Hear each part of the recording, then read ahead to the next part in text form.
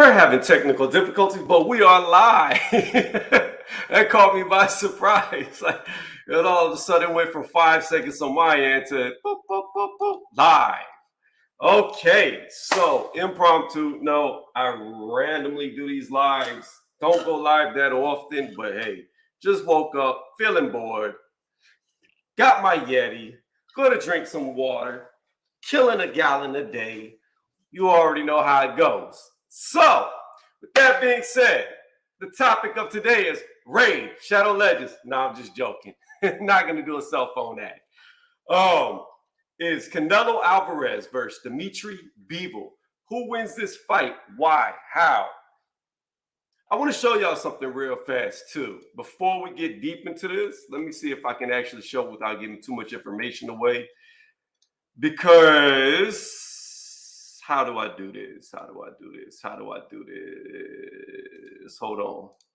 Going to my YouTube studio real fast. Because YouTube has been against me. I'm going to bring this down real fast. I want to show y'all. Oh, what just happened? Hold on. Hold on. Okay. Let's see if this actually carries over. This is all I want to show y'all real fast. So, I got a stupid strike again, right here. We're currently in a strike. It doesn't run out for a while. I'm currently fighting it. As you see, it says 1 of 3. I've had several of these I've had to fight because for whatever reason, whenever I do fair use and I put clips in my video, I get flags for it. But then numerous channels on YouTube can do it, which makes no sense. So my views have been very stifled. I can show y'all to where I have videos that have a lot more views than what's reflected. I don't understand what's going on, but I don't care because we're going to keep on moving forward. So with that being shown and that being said, topic of discussion. Who wins this fight? Canelo Alvarez or Dmitry Bivol? Who do I favor? Here's the thing about Canelo. Canelo has always struggled with good jabbers who can move, all right? He struggled with it when he fought Austin Trout. He struggled with it when he fought Mayweather. He struggled with it when he fought Lara. And then we saw Billy Joe Saunders did decent till he had his face broke. And Caleb Plant was doing all right till he got put away. So he has gotten a lot better with movers, but he still looks to have that one chink in his armor to where he's not as good at chasing people. What Bivol does very well is jab. Probably one of the best jabs in all of boxing. Maybe the best jab in all of boxing, and he moves. So those are things that cause Canelo issues that Bivol does very well. And the other good thing about Bivol is, unlike a lot of fighters, he doesn't have the mindset of, I'm going to go in there and I'm going to knock you out. He doesn't have that mindset. He goes in there and he says, I'm going to beat you. I don't care if I'll box you, meaning I don't care if I win on points or if I put you away, I'm going to win. That's Bivol's mentality, which is good because you don't want a guy going headhunting against a power puncher like Canelo, somebody who's so good at timing and so good at counter punching. So with the mentality of I'm going to win by any means, well, that's good to have with Bivol. So there's that aspect. But the biggest issue that I see for Bivol is he's not used to fighting short fighters. I looked through his entire career and he's only fought 2 guys that were 5'9" and under. 2. Hold on 1 second. I just heard we was flipping screens. We got AJ in the building. What's going on, AJ? How you doing? Morning, Tony. Can you hear me? Yeah, I can hear you perfect. What's going on, man? Not much. How about yourself? Oh, just got off work, about to get in a good workout, about an hour. So you know what it is. That's what's up, man. I'm just waking up myself. Yeah, that's my bet. My nap time is after I'm done with this little gym session here. But yeah. But anyway, so what we doing, man? What we doing? Talk about Canelo Bivol. Well, first, what we doing is I got to get like you. I've gotten so lazy ever since I caught the virus. I just quit working out. Like I really haven't done anything in the gym, nothing. So I need to be like you. I got to get back in the gym. I don't want to go, man. Every fiber in my being is just telling me to go crawl into bed right now. I'm serious. I was even about to call my trainer and be like, I'm just way too tired today, man. But you know what? I got to grind, man. I got to keep pushing. I just got to get it done. You know what I'm saying? You got to, man. That's the only way to get better. Every 1 day miss is another 2 days you have to do to get it back. There you go. There you go. But yeah, we're talking about Canelo Bivol. I was about to bring up the fact as you came in that Bivol's only fought 2 guys, 5'9" and below. That's it. Mm-hmm. That's all the experience he has with short guys. And I was going to segue that into whenever we saw Tank Davis versus Isan Cruz, right? The biggest issue, and I said this beforehand, I said that, and I asked the question to a lot of people, and a lot of people said, oh, no, it was going to be a blowout. It was going to be a blowout. It wouldn't be a close fight. And you probably remember this. I was like, has Tank ever fought a guy shorter than him? And I don't think so. That's the thing, yeah. Yeah, he hadn't. So that's what you got to look at. Is Bivol used to fighting guys shorter than him? He's already short for a light heavyweight. It's was he he's 6 feet, right? Yeah. So he's 6 foot even. So he's used to being on the shorter side, or at least eye level with guys that he's fighting. Whereas, like I said, I looked through his whole career, and he's only fought 2 guys, 5'9" and below, and I'll name their names in a moment. And you know, Canelo's used to fight since he beat Triple G. Every guy he's fought has been either 5'11" or taller, so right around Bivol's height. So his experience with fighting him. But like I was coming back to Tank Davis, I was asking the question beforehand. If he's never fought anybody shorter than him, he could have a lot of issues because it's a look that he's not used to dealing with. He's always used to getting under people, and now he's got somebody getting under him. How is he going to be able to deal with that? And we saw he struggled. Because I noticed just with Canelo lately, a lot of his fights, he's been applying a lot more pressure to his opponents. Despite because like all these super middleweights he beat were significantly taller than him. Yep. And like 2 of them were pure boxers, and Billy Joe and Caleb Plant. And he pretty much and they didn't really have the pop to bother him, so he couldn't really keep Canelo off. So he just kept pressing forward until he was able to break those guys. He caught Billy really because he had, like I was saying, like I think I mentioned this on the past live, Billy had his moments in the mid rounds of that fight. I think he had his moments, and I think I gave him probably 2-3 rounds until he got caught in the 7th. Then then with Caleb, like early on, he was kind of tricky for Canelo. He was giving Canelo issues too until he just didn't have the pop to keep Canelo off. Then like Canelo just kept applying pressure, breaking him down until he took him down in the 11th, and that was that. So yeah, and I agree with you. And I said this maybe before you came in that when I look at Canelo's whole career, the issues that he's had with are people who can jab good and move at the same time. I brought up Austin Trout, Mayweather, Lara. Then you've got who you just mentioned, Billy Joe Saunders and Caleb Plant.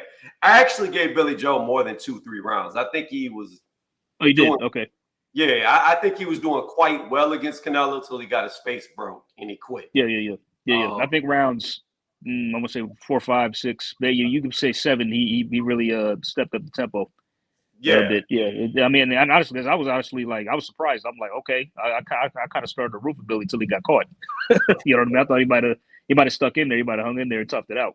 I mean, see, because my thing is like, okay, we know he struggles with boxers, but like the thing is like, could you say Billy Joe, Caleb are better than all those guys you mentioned? Like, better than Floyd, better than Trout and Lara? I don't think so. In terms of pure boxing skill, you know what I mean? I would say Billy Joe Saunders. It's hard because Billy Joe at 160 looked a lot better than he did at 168. You know what I mean? He really didn't do anything at 68. Yeah, no, at 160, he was like, his resume is stellar at 160. It's just when he moved up, he really didn't do much. So yeah. So that's what it makes it hard to say with Billy Joe, because once he moved up, he didn't look like the same fighter. But I would rate Billy Joe Saunders higher than Lara and higher than Austin Trout. Definitely not better than Mayweather. Absolutely not. Yeah, Mayweather was the best of the bunch of everybody. So yeah, so now he's like the cream of the crop. So yeah. And I would say Billy Joe's a better boxer than Caleb Plant. He's a hell of a lot more proven than Caleb was. And in all my history of watching boxing, I've never seen a boxer stand in front of another guy in the middle of a fight and be like, I'm pretty good, ain't I? I'm doing better than I thought, huh? Not Yeah, bad for this week. that was cringe shit. I don't know what that was about. Like, what are you doing? Like, you talking to this man who's whooping your ass? Like, get the fuck out of Yeah, here. bro, dude, it's a fight, dude. Why you turn into a fanboy? I mean, like, just seriously, just chop it up after the fight, man. I'd have been like, dude, if it was me, I'd have been like, dude, let's talk and more fighting. All right. Nah, man. Canelo turned Caleb into like a prison bitch. Like, he was holding the inside of his pocket. Like, that was no good. He beat the fight out of Caleb. Real I fast. know he did. That's what I'm saying. No, sorry, go ahead. No, I was just gonna read this comment. He said Bivol needs to box 12 rounds, but Canelo, as usual, figures Bivol out and might finish him. Ooh, he thinks he might finish him. I don't know. See, like you were saying earlier, Bivol's tough. Bivol's tough, man. He's tough. He's got a chin. I mean, it's because the thing is, like, I haven't actually seen so much of Bivol's fights. I saw the Salabal fight. I saw the Joe Smith Jr. fight. Mm-hmm. Let me see. I think I saw the Sullivan Barrera John Pascal fights. Those were good fights. And so I know he could hold his own. He could bang and box, and he could punch. He punch. I think he punches harder than a lot of people give him credit for. I really do. I can tell you this: he punches harder than everybody. Canelo's fought outside of maybe Triple G, but even at that, I think he probably hits harder than Triple G because because he's 2 weight classes up. He's a light heavyweight. Yeah, he's a lot bigger. He's a lot bigger. So this could potentially be the hardest puncher that Canelo's ever been in there with. And while he does have a good chin, a chisel could take down a mountain if you hit it enough. So that's true. I mean, that's true. It all depends on really. I would say I'd say like if Bivol if he can't keep Canelo off, then I can probably see the same thing. I can see the same thing happening again. Just with Caleb and Billy, all this kind of guys. He's just going to stalk the Bivol till he breaks him down and tries to stop him. But if Bivol has got the pop to keep Canelo off, it's going to make him think twice about coming forward. And I can see Bivol pretty much, more or less outboxing him maybe for most of the fight and keeping Canelo out. And that's the thing about it. Yeah. Here's the question: does Bivol have more pop than Mayweather? Does he have more pop than Mayweather? Oh yeah, I think so. Because listen to me, AJ. People never give Mayweather credit when it comes to punching power, right? And I've always said this. I believe Floyd Mayweather Jr. is a knockout artist. I believe he has the power to knock people out. But the problem with Mayweather is he's so defensively oriented, he doesn't go for the kill. So why I say I believe that he can knock, if he chose to, he could, is because every single guy that went in front of Mayweather, even Manny Pacquiao, when he hit them, he always stopped them in their tracks. They always had to reset. They couldn't keep coming forward. Nobody ever walked through Mayweather. I mean, really, truthfully, the only time that you ever see Mayweather get pressed is whenever he's on the ropes and he's doing this little shoulder roll, laughing at people playing with him.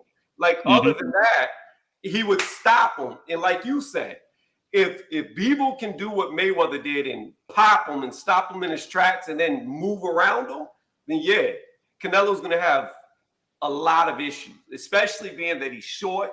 He's probably only, because I think they say he's 5'9", but I would argue that he's probably around 5'7", because whenever you saw him standing next to Ryan Garcia, who's 5'10", Ryan looked a head taller than him. Like, he looked way taller than Canelo. I say he's probably 5'8", if that, just at best maybe. So,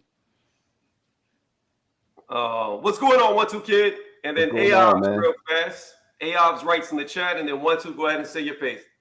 Aob says, how's he going to break down a 175 guy moving and coming forward behind a jab? Bivol keeps true 170 guys honest, and he did that to Joe Smith. Go ahead, 1-2. Tell us how you feel. Oh, man, you know when you hit on this subject, I'm going to swing through. You hit my sweet spot, man, because I'm like, yo, listen, I want to watch this fight. I've been calling for this fight for a long time, man. I like the matchup. I like what Canelo's been doing.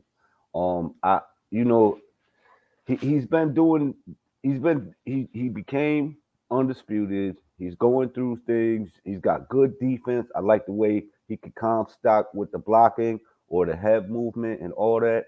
He's explosive a little bit with his feet, when he just jumps in with the counters. But the thing is you take a guy like Mayweather, they say guys with really good footwork, He's got good footwork, obviously. Mayweather, but Mayweather fought this dude when this dude didn't want to fight, and boxed this dude when this dude wanted. You know what I'm saying? He just felt it. He didn't move around that much.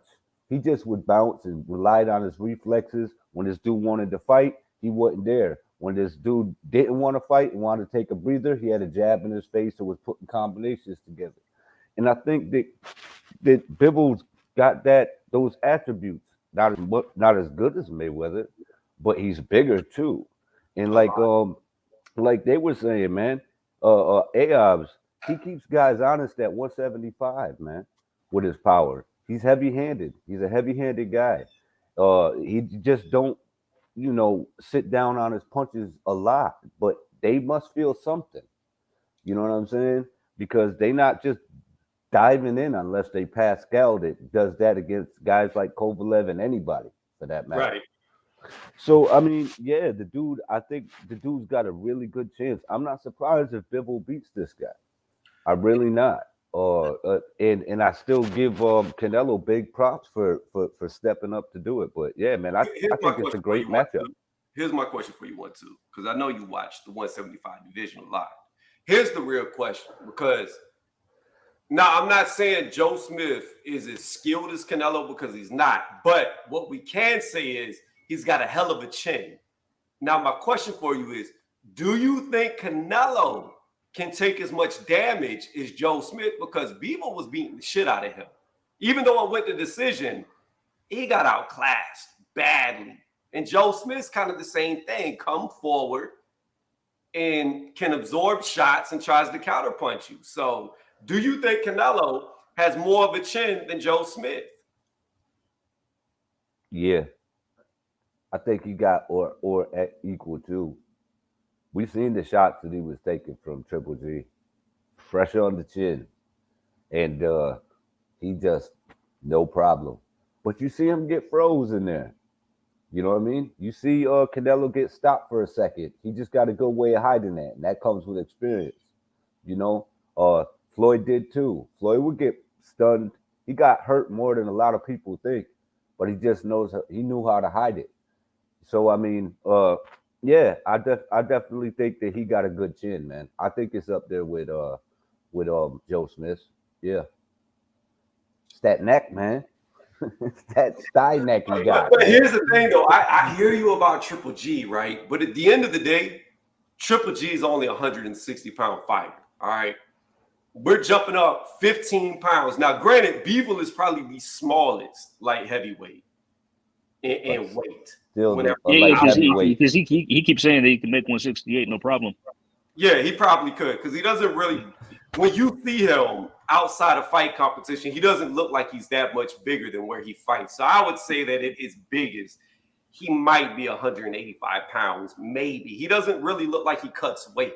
I mean, he's kind of like how Mayweather used to fight. He fights at his natural size. That's how it appears to me.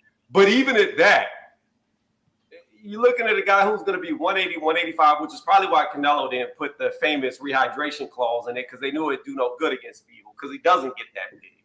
It'd be no benefit. But even at that, do you think Triple G hits harder than Bivol? Because he's significantly bigger.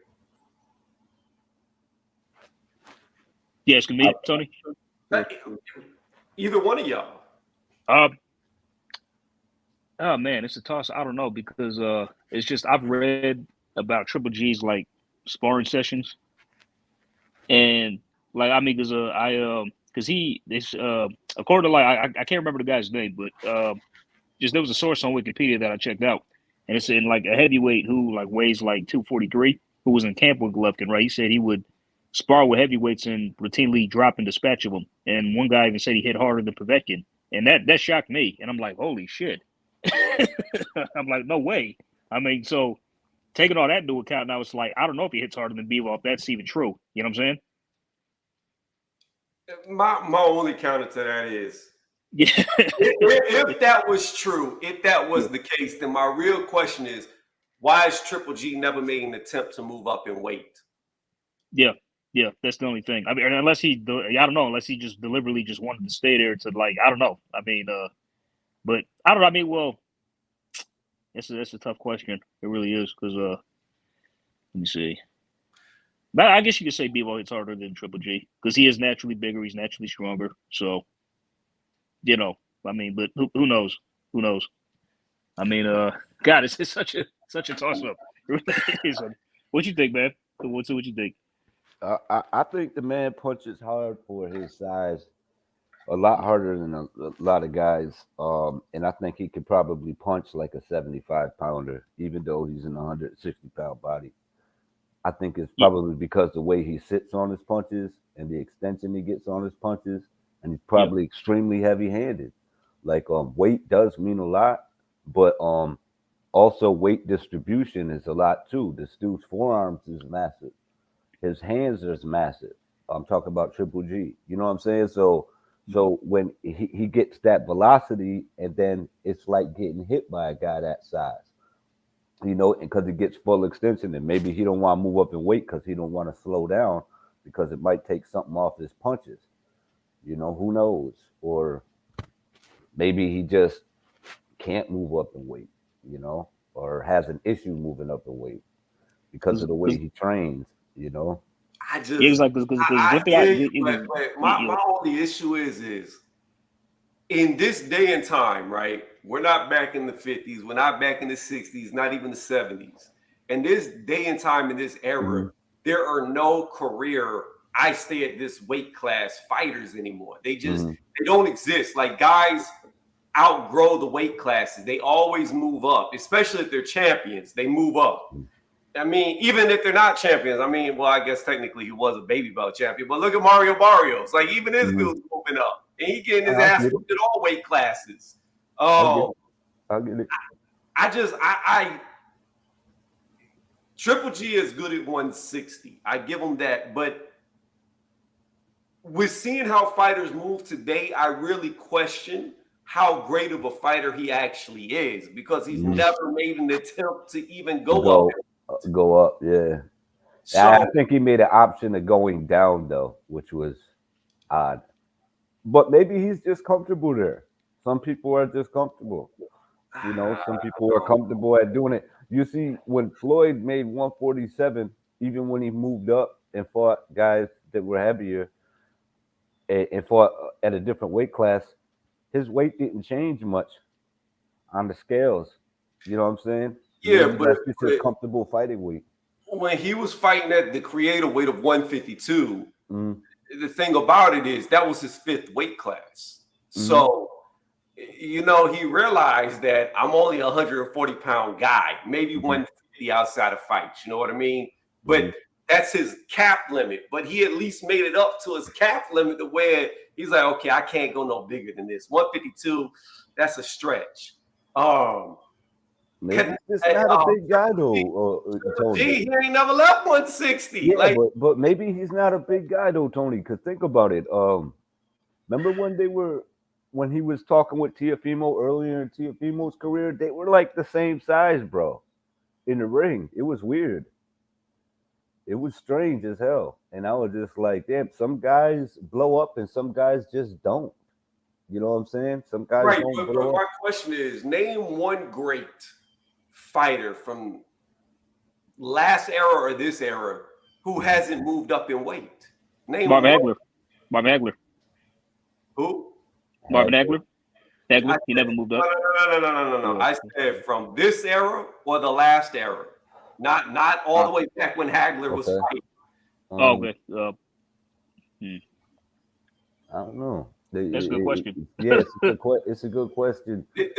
See, like when Hagler and Hearns and Sugar Ray and all them were fighting, it was more understandable that these guys aren't going to move up, even though they did, besides Hagler. It was understandable back then because everything was different. Like you didn't have the same nutrition, you didn't have the same minerals, vitamins, supplements, etc. that you do today. You didn't have a means of being able to strip off the weight so easily back then as you do now. It's a lot easier to cut weight now than it was back then. Hey, So I might have one though. I could be wrong though. Y'all could correct me if I'm wrong. Who's up? Who's it? Joe Calzaghe. Oh yeah, no, he moved up to light heavyweight for his Oh, last two did he? fights though. Okay. He did. yeah, Yeah, when he fought Roy Jones and Bernard Hopkins, he was at light heavyweight. Because I know he was I he was think no. campaigning You know for a what? hell of a long time. You know what? I think there's Right. one fight, like one fighter, Carl Froch. I think he was a career super middle. He never moved up, right? Yeah, If I I'm have not to look mistaken, up right? Carl Froch. I don't know. that's I don't true. know where Well, he. I think Carl. He stayed a super middle for his whole career. I'm not too sure, but for the majority of it, anyway. So Let's see. yeah. It looks like he started off as a light heavyweight and then moved down Oh wow. Okay. because he's fighting at 170 pounds. Okay. Yeah. That's the yeah. Okay. That's past the limit. well, technically, light heavyweight is 175. So if you underneath that, No. Light heavyweight is 169 and above. Yeah. Whoa. 169 to 175. That's the cap. 168.1. I'm saying, so if you 0.01 is light heavyweight start. And it I got you. 75. Okay, I got you. Because you could be the minimum weight, but if you're over the maximum weight, Right, then you're you in can the be next weight underneath. class. Right. Let me read this from King. Bivol beat Pascal and Smith fight easy. I don't see how he loses to Canelo. And that's why I was bringing up the chin of Canelo versus Joe Smith, because I watched Bivol easily outbox a much. I don't know if he's bigger. I know he's taller, but Canelo's big. Like, people always call Canelo small, and this is where I call bullshit. Like, size is not dictated by stature, by your height. By height. Yeah. By your weight. Yeah. So you could have a guy like Fondora who's 6'6", 6'7", 6'5", 6'4", 6'9". I don't know. Every fighter's height changes, but you can have a guy like Fondora who's 154 pounds. But Tony, how much you weigh right now? How much you walking around at? I'm like only 200 pounds. That's it. How tall are you? Like 5'11", close to 6 foot. 5'11". I say 5'11". You see me, I'm 5'7". I'm currently walking around at like 189. At 5'7". So if me and you, although people may look at me and think that I'm bigger than you, if me and you stood side by side, you're going to take up more space. Because you're only 11 pounds. You're only 11 pounds lighter than me, but you're significantly shorter. So you're going to be more massive. But the thing about Canelo is he's normally heavier than the tall guys he's fighting, which makes it even more of a mass difference. Like, Canelo has stated that he walks around anywhere from 185 to 190 pounds. Yeah. So he's already a big dude, pretty much. Yes, he has become a big dude. He's had a lot of stakes from Mexico. Yep.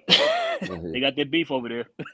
Yeah, he is. He's a lot bigger than people say. I think he's always been huge.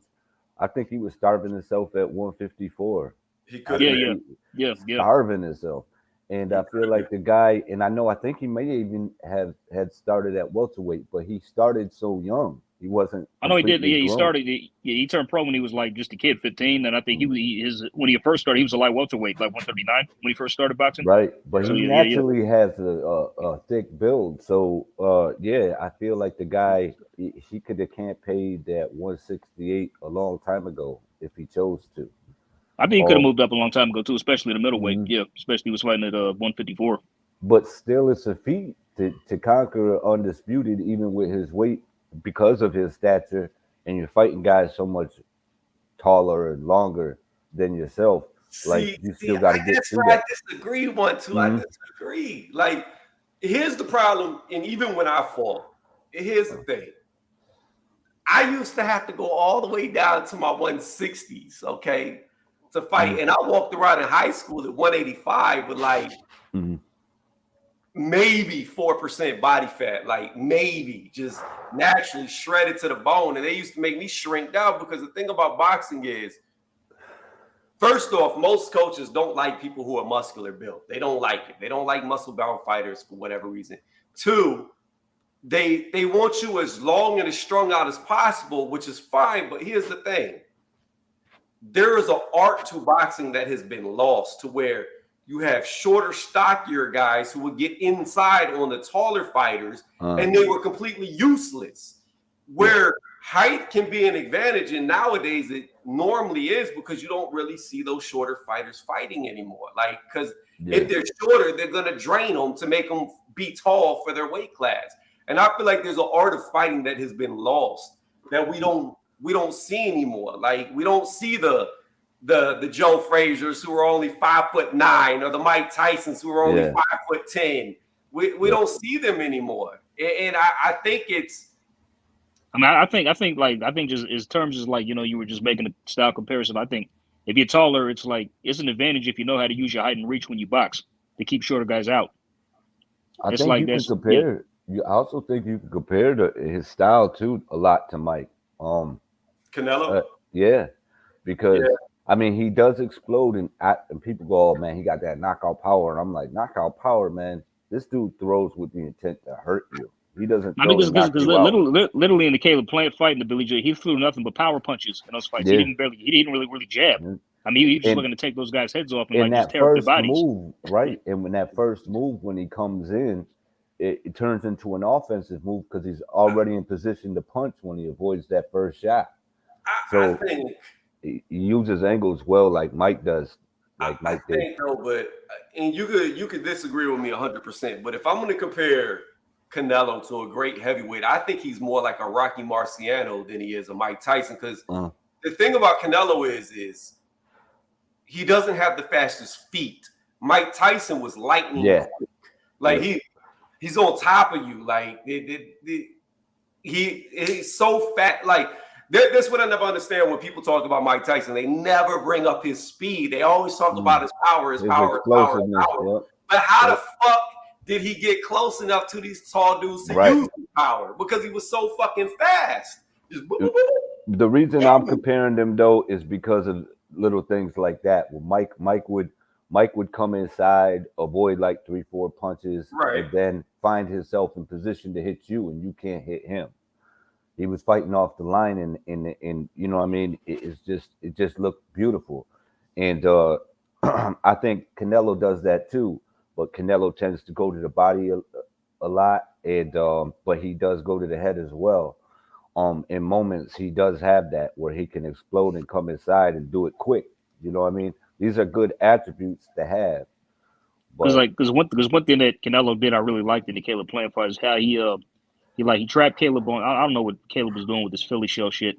I mean, he kept getting hit. I mean, it's like I've never seen anybody do that, and they get like hit flush with check hooks and like just all this kind of stuff. I mean, but anyway, just beside the point, he trapped playing against the ropes, and Canelo, he trapped Caleb's jab hand, his left hand. He trapped that in place, and then just exploded with like a counter left hook to his face. Yeah, and then he hides his left hook too. He'll go to the body and then bring it to the head, or bring it to the head and bring it down to the body. And it's just like, and it's thrown from the same place, so you don't know where it's going to end up. So if you're within punching range, it's just kind of like a guessing game where you gotta roll the dice. Do I defend my face? Do I defend, or do I attempt to defend both and catch a chip of the shot? You know what I'm saying? Whichever, either or. So I mean, he has. I think that comes with the experience that he has. I think that's one of the advantages he has in this fight against Bivol, is the fact that the dude has been on the big stage a lot, and he's learned quite a bit. You know what I mean? And the more you do something, the better you're going to get at it, regardless of, you know what I mean, anything. So the dude has definitely got the XP on his side. You know, though, with that being said, because of the constant pressure that he does apply in those fights, you've seen it with Billy Joe. You saw it with Caleb Plant. You saw it with Callum Smith. Callum Smith, not Liam, but Callum Smith. You saw it with him. His pressure causes them to tire. Like, you can significantly see them slow down as the fight progresses. I've never seen Bivol slow down. No, me neither. No. I mean, plus Bivol is really dangerous when he picks up when he puts his foot on the gas. Yeah. I mean, because he actually, I don't think a lot of people mention, he came close to stopping Joe in that last round. Yeah. Yeah, that's But true. that, too. that could be a disadvantage too, though, AJ, because he is a tempo fighter and he does tend to start sluggish. Whereas Canelo's coming at you from round 1 to however long it goes. I can't say round 12 because he stops people. But Bivol's got to be on the gas, like at the beginning. He can't be like Terrence Crawford and start slow. Like you got to go. You got to go against Canelo. You cannot let this dude build momentum. And I think it's like if we're thinking about it, he's already 4 rounds up on the cards. So you know that's the other thing too, though. When Canelo as the fight goes on, Canelo makes adjustments, so he's not doing the same thing he did in the first and second round. That's true. You know what I'm saying? That's true. He's throwing different punches and he's doing different things. So then, not only are you dealing with the pressure of him on top of you, but you're also dealing with the pressure of the things that you were doing that aren't working anymore, and things that he's doing that are working. So, you know what I mean? Like that also adds to the pressure, and that comes with intelligence and experience. But as for Bivol, a lot of the successes that Canelo has, even with his good punching and boxing IQ, is he explodes inside. And guys that can explode away as you're doing that will cause him deep frustration. And I feel like Bivol can do that. Bivol could get off and get out while you're throwing and looking ridiculous and then counter you. You know what I mean? Also, he counters every once in a while. You know what I mean? I feel like that could be a real problem for Canelo as well. I think Canelo can make adjustments, but over that amount of time, people keep saying Bivol, he'll do well in the first 6 rounds. It's like, but how will Canelo do after 6 rounds of getting touched by a light heavyweight? The thing is, here's the deal, and this is where me and you have differed in the light heavyweight division, because I think Beterbiev's the best boxer there. But that's due to like Beterbiev's got that Deontay Wilder power, but with the skill to back it. Oh yeah, he but, does. But as far as Bivol goes, he is by far the best technical boxer in the light heavyweight division. There is nobody with a better boxing IQ or technical ability than Bivol, in my opinion. He's the that's your technical fighter right there. That is your textbook boxer. And again, I don't think he's going to make the flaws like you were saying, like he can hit and get out. Like Caleb Plant, like AJ said, tried to do a Philly shell. Right. Even Saunders tried to trade with Canelo in the pocket. And I think Bivol is smart enough to know he may trade, but he's going to be trading while escaping and not sitting there. And I don't know if Canelo, he's got good reflexes. And honestly, one factor, like guys, I think Bivol, he may not want to go for a knockout. He's more than happy to just have a chess match. Oh, he will. He will. Yeah, he's more than happy to just do that. He judges distance very well. And to make your point even, you know what I mean, to caboose off your point with Beterbiev as a boxer, I think both of these guys got this thing. Beterbiev don't get credit for it. And that's the fact that he can hide his shots, even combinations where he lets them go. He doesn't wind them up. They just drop on you. He can just drop punches on you. And they're difficult to read. So he can land a combination on you with heavy hands and hurt you, Beterbiev. I think Bivol does the same thing, where even from the outside, where he can just drop a heavy-handed shot on you, and you don't see it coming, and it's difficult to read because there's really not many telltale signs that he's letting that punch go because of where it's coming from. And I agree with you, but the difference where I was saying I think Bivol has a higher IQ is Beterbiev does do that, but he will do it at the expense of his defense. Whereas when Bivol does it, he doesn't expose himself. Like his defense is still there. Like to me, he picks and chooses when to throw stuff at the best opportune time. Right. Whereas Beterbiev, to me, while he does hide stuff well, he can put himself into places to where he catches shots because he's more aggressive with it. Yeah, he's gambling on his power. He's like, I'll take yours to land this one because I'm going to do more damage. You know who else does that, but does it with speed? I mean, it's crazy to me is people keep bringing up Benavidez. I think Benavidez got great timing. I think he got great speed with his hands. He's a bit flat-footed. But Right. the things that people ain't talking about is his body is wide open. He is squared up, and he doesn't move his head at all. He doesn't. He's very straight up and down. So And his offense is his defense. Right. So if he's fighting Canelo, everyone's saying how much problems he'll give Canelo. I'm like, I don't know, man. He's there to be hit by Canelo's shots all day long. He is. He's very, very, very, very defensively irresponsible and very open. Like, I just want to see it. Like, the only reason why I want to see him fight Bivol, not Bivol, Benavidez, is because Benavidez is a 2-time WBC champion, never lost that belt fighting. He lost it because he was doing some of the cocaine, the booger sugar, and couldn't stay within the taco stand. Yeah, no, that the taco stand had nothing to do with it. It's all synonymous with each other. Here's what the thing is. A lot of people don't realize is that never been in like sports, whether it be powerlifting, boxing, MMA, kickboxing, whatever. A sport that requires you to cut weight.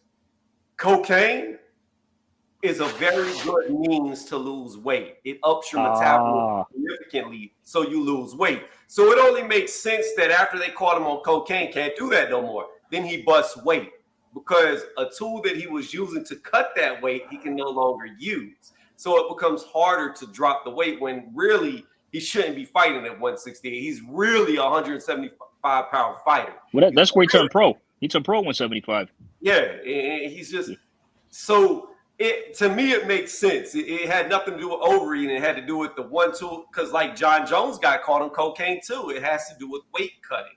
It has nothing to do with them partying, getting high. I mean, they may enjoy it, but really it's for weight cutting. That is the number one means for it when it's in a sport. Benavidez could probably be a cruiserweight, truth be told. Maybe. I don't know. He'd be on the smaller side of cruiserweight, I think. He got a big body too. I mean, he kind of looks like he's built like a wet squirrel. You know what I'm saying? So you like when if you got a guy like Canelo that goes to the body, who loves going to the body, you know what I'm saying? It's like it's right there, and he's squared up constantly. Problem is what makes it exciting though is the fact that he does have good timing and fast hands, and you're gonna have to pay for that real estate. You know what I'm saying? So I get that part, but at the same time, it's like you giving Canelo all his sweet spots. You know what I'm saying? So I don't know. Right. I think it's exciting for like 6 rounds, and then it's over. I think Canelo beats Benavidez, but again, to get back to the point I was trying to make, for him to really, even though he's undisputed, for him to really solidify undisputed, for me, in my opinion, he needs to beat the guy who should be the WBC champion, who's still undefeated, who hasn't been beat. I think he's fighting David Lemieux, which should be an easy fight for him. No, I got that. Yeah. I'm picking him to beat Lemieux easy. Yeah, hopefully. Yeah. But again, I think he should beat Benavidez if he comes back to 168, because that to me is the real WBC champion. Canelo didn't even go for the belt till after Benavidez was stripped, and he won it in a vacant title match. So again, he is undisputed. You can't take that away. But I personally would like to see him fight Benavidez, even though I believe he should beat him, if not knock him out. But that's what's cool about Benavidez too, is he's still young, and if y'all launch the shot, he probably gonna get there first. You know what I'm saying? So he could get away with a lot of the shit that he does. He can square up and stuff right now. So right, yeah, it would be fun. And you're right. He was the WBC champion, so I see where you're going there. I totally agree. That should be a guy that should be on Canelo's list as well. But I know who shouldn't be. Triple G. That fight makes no sense. I do not want to see it. I don't even know where the fight happens at, because it can't happen at 160. If Canelo goes to 160, no. Triple G is going to move up for the fight. He's going to move up. He's going to move up. Yeah. Because if Canelo can make 160 and he looks just as good at 160 as he does 175, I'm gonna say, nah, man, this dude ain't never been fucking clean. There ain't no fucking way. There's no way. He's too big for 160. And if he went down there and looked good, there's something funny going on. Yeah. No, he's moving up. He's moving up though. But he's gonna get his ass whooped so bad. I think Canelo will stop him this time. I really do. He's gonna sleep him. He's gonna sleep him. I felt the same way, but I gotta say his performance wasn't bad in his last fight. A lot of people criticized Triple G. I was like, I don't know, man. He looked pretty good. Against Murata. Yeah, the fight prior though, I thought he looked like shit. Yeah, early on he did, but round 5 on he got it. He got into his groove, and it was just pretty much Triple G holding him. He got them. I think it's as soon as he fouled him when they were in the clinch and he punched him. I think he punched him in the back or something, and from that moment forward, he just let loose on him. Is Triple G going to be 40 or 41 by the time he fights Canelo? If they fight, he'll be 40. He just turned 40 this year, so this month actually. So he's just 40. When will the fight happen? Will it happen this year or next year? This year, September. That's the target date. So I ain't writing off Bivol. We don't know if that fight's happening at all. No. It may not. Well, it probably still would. Even if Canelo loses, it probably still would. That's my guess. Like, if he loses to Bivol, the fight could still go down because he could just go back down and just defend his titles there against Triple G. Yeah, because this fight really isn't contingent on anything that has anything to do with him being. Oh, that's true too. Yeah, that's true too. So there's probably no rematch clause in it, regardless. Yeah, like if he goes in there and gets his ass whooped, he'd be stupid to rematch him. He just needs to go back down to a natural weight for him, which would be 168. Like he win his you beat on the old man, get paid millions, and there you go. So, but I honestly think the last opponents that Canelo has fought, I think Bivol beats them all. Oh, he does easily. Oh, so do I. Yeah. Me too. Yeah. Like including Triple G, I think he beats Triple G as well. And I'm just like, I feel like people kind of just, well, this dude, I don't know, I ain't seen him. Even when you hearing fighters saying that shit, I ain't seen. I'm like, damn, Triple G kind of crazy.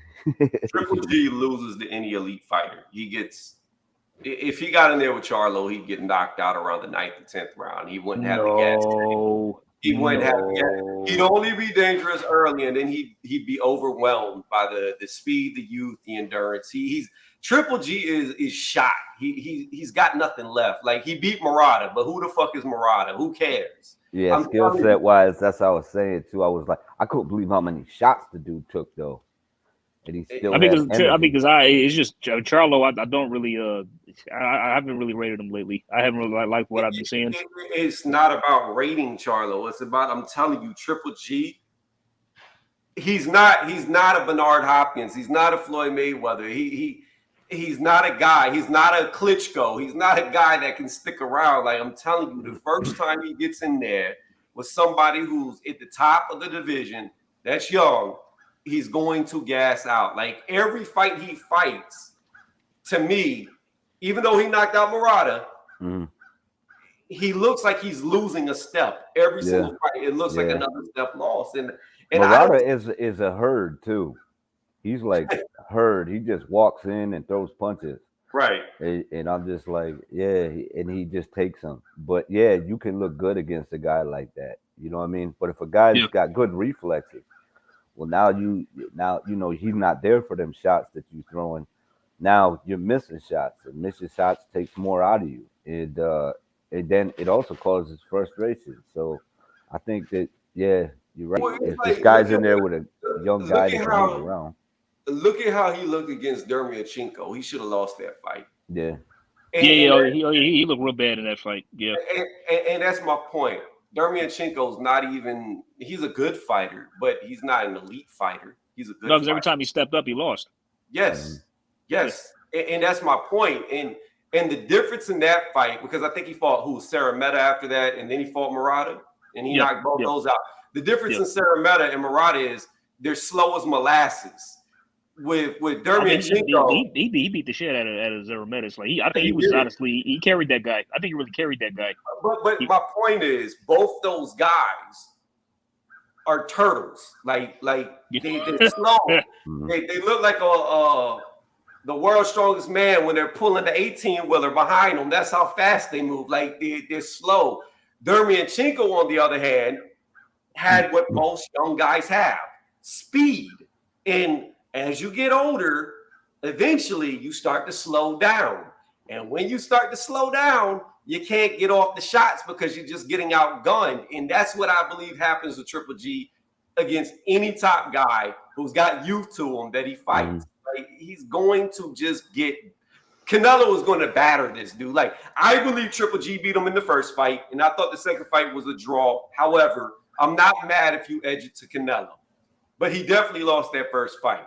But in this trilogy, he's going to sleep. Yeah. It's a good chance he's going to bed. I see it too. Not because not a blueprint is out there on his body, and like, what does Canelo do now in most of his fights? Beat up the body. Boom. Yeah, and the one thing that Triple G didn't do was go to his body, barely at all.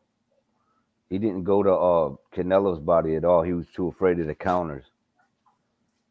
I think he was too concerned with the counter punching, and that's a mistake that a lot of people make. And I don't think he's fast enough to go to the body and get out of there. He's not anymore. Yeah, I don't think he ever really was. But he had really good timing. So like, he had good timing. He still got good timing. In and out of shots, but jab was still pretty good. But other than that, I think because if those hooks are landed in the body, I don't care who you are, man. That dude could do some serious damage to your guts. Shit, because if he's doing what he's doing to people's heads, man. You know what I mean? If he was digging to the body like that, shit, that could be a problem. And he's punching down. So yeah, those things come into play. I think Canelo mastered that. He explodes well to the body, man, and he just breaks guys down. And shout out to the body shots. Body shots came back, man. You see a lot of guys investing downstairs nowadays. Well, you gotta understand though, like Canelo's so short that those body shots are like headshots for him. Yeah.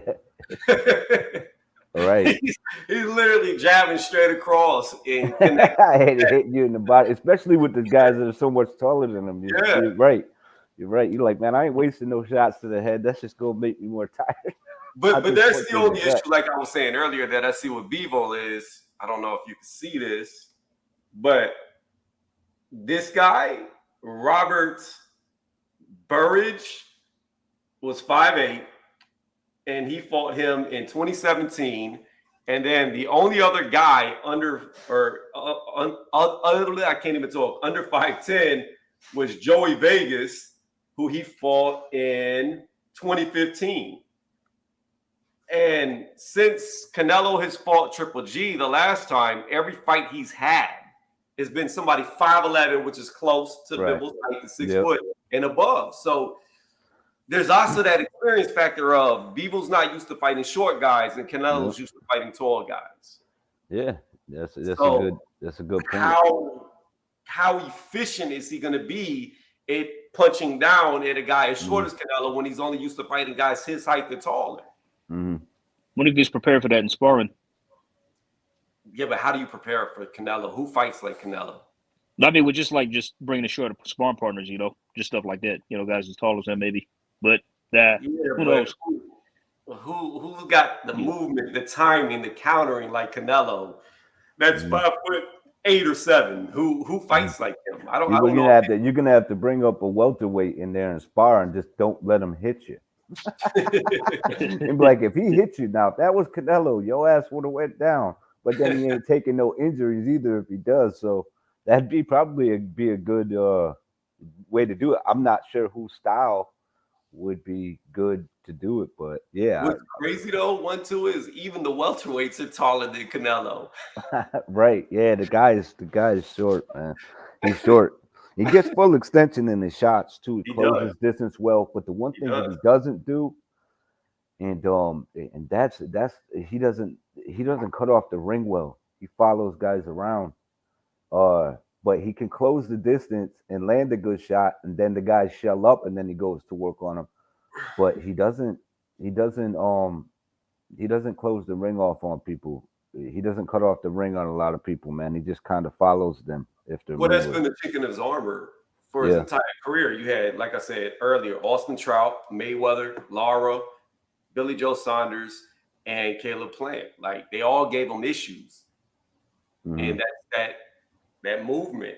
Like, I don't think he wants to expend his energy and be explosive on certain steps to like set you up to corner you.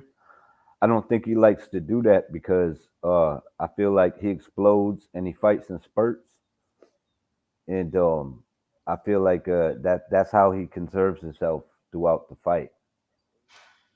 Let me ask you a question, and this is where I differ with a lot of people. If Bivol beats Canelo, and he does it pretty easily, convincingly, how much credit do you give Bivol? Not much. I agree. Not much at 175. I think it's a hell of a feat for Canelo, but Yep. people are gonna write Bivol off even if he beats him. They're still gonna say, oh well, he jumped up to 175, so this dude's nothing. You know what I mean? Yeah, you're right. I mean, I like, mean, and at like 175, I yeah, don't think he wants any. because like it or What I not, do like, like about him, no, I'm just saying, like, right, cool. Because like it or not, Canelo, he's still not really battle tested up there. He just beat some people would say a shot Kovalev, and that's it, really. You Oh, know? he was shot. There's Yeah, no yeah, question. yeah. I mean, that's all he's really done up there. He has really to fight the cream of the crop at 175, and he's about to do that with Bivol. You know, one of the top two best guys. So, what I do like me, about if he B-ball does, is I don't. yeah. Oh, go ahead. What I do like No, about you good, go ahead, B-ball, man. what I do like about him though is I don't think he cares whether he gets props or he don't. I think it's just No, okay. no, Now yeah, he just wants because to. He I've just said, noticed "I want Bivol's to mindset. display." Yeah, He said, "I just want to sorry, go ahead. display what I want to, what I can do, and it'll just put me on a bigger stage so I could get closer to undisputed." Like I like that attitude. Yeah, Well, I I mean, wish he was same. like, I like, yeah, I like Bivol's mindset as well. Like him just going in, you know what I mean? Because he's not really starstruck. I mean, there's one thing I noticed that he said when he first got the fight. He goes, "I'm not really starstruck, but I'm glad I got it. But I'm not really, starstruck. Glad I had like super ecstatic. You know what I mean? It's just it's a fight of one, and I'm glad I got it. But it's like it is what it is. And this dude ain't no, like he ain't no boogeyman. He's just a man. you know. So I really hope, I hope that if he beats Canelo, he uses that to move the chips on the board to fight Better Beef, because that's the fight I've been wanting to see Yeah. forever, for years. Like I've always wanted to see them two fight. And the only thing is that sucks for Better Beef is he's old as shit, and Yeah. every but day he's tied up with Joe. no favors. What's Yeah. up? I'm saying he's tied up with Joe. They're about to fight in June. Yeah, I know, Yeah. but he's gonna knock Joe Smith out. Like, No, I agree. I mean, so you said like That's the other if thing. Bivol beats if Bivol wins, you hope he fights Better Beef after that, like in the fall. yeah, I Yeah, hope they fight. Like, That's the other thing too, though. Better be even at his age, maybe starving himself at 175 did you because see he what has Joe zero wrote? body fat, like zero. Hey, real fast one too. You see what Joe just wrote? He said Bivol said to Russian media that he's going in there to put Canelo to sleep. Oh shit. I've never heard him talk like that. Neither have I. That's the first. Okay, this just made this more interesting. Guess we'll But see. I hope he doesn't go looking for the knockout, because when you go looking for it, you never get it. Yeah. Or you might get knocked out yourself. So. Yeah. Yeah. Canelo ain't, yeah. Because what you brought up this is the point too, because like you said he's having trouble. I think that's kind of true because the Marcus Brown fight, he didn't make weight. Yeah, and he's only getting older, so that can only be not doing. That'll age him a little faster. I think to big up Tony's point is he's getting older, but like this dude's got no body fat on him when he's in there fighting, the man. statue. Yeah, none. I mean, he can move up easy, But I don't know. Maybe he's overworking himself as well. Those things all contribute to. Because he fought a heavyweight in the amateurs, did he not? So yeah. So. Mm-hmm. And if Canelo does pull it off, those things work in Canelo's benefit to take on a better beer because he's only getting older. You know what I'm saying? So still a hell of a feat, though. I think Better Beef getting older is worse if he fights Bivol than it is Canelo, because I don't think the age is going to matter as much against Canelo as it would Bivol, because Bivol, you're gonna have to seek and destroy. You're gonna have to hunt him down, especially better beef. He's not gonna say no shit like I'm gonna knock him out. He's gonna be smart and try to stay on the outside, like Marcus Brown was, and just try to outbox him. He's not gonna trade with him. But Canelo, he ain't gotta chase him. Luxury. He's too short. He can't fight better beef from the outside and make him chase him. He's got to go to the fire, and we know the last thing you lose is strength and power. So I don't think like his age is as big of a factor against Canelo as it is against Bivol. I think true. Bivol's going to cause him a lot of issues. A lot. What is he, like 37? But you know what though? That's the other thing too, though. I think that's going to cause Canelo a lot of issues too, because Canelo gonna have to find him, and then when he finds him, he got to deal with some fire, because it's not like Bivol don't throw punches throughout the rounds when he's moving around. He's a pretty active fighter, so you paying for real estate all night, and if it goes for 6 rounds and people are like, yeah, but then he's gonna die down and he's gonna run out of steam, and I'm like, but where's Canelo gonna be after 6 rounds of getting punched by a light heavyweight, a young one, a prime one?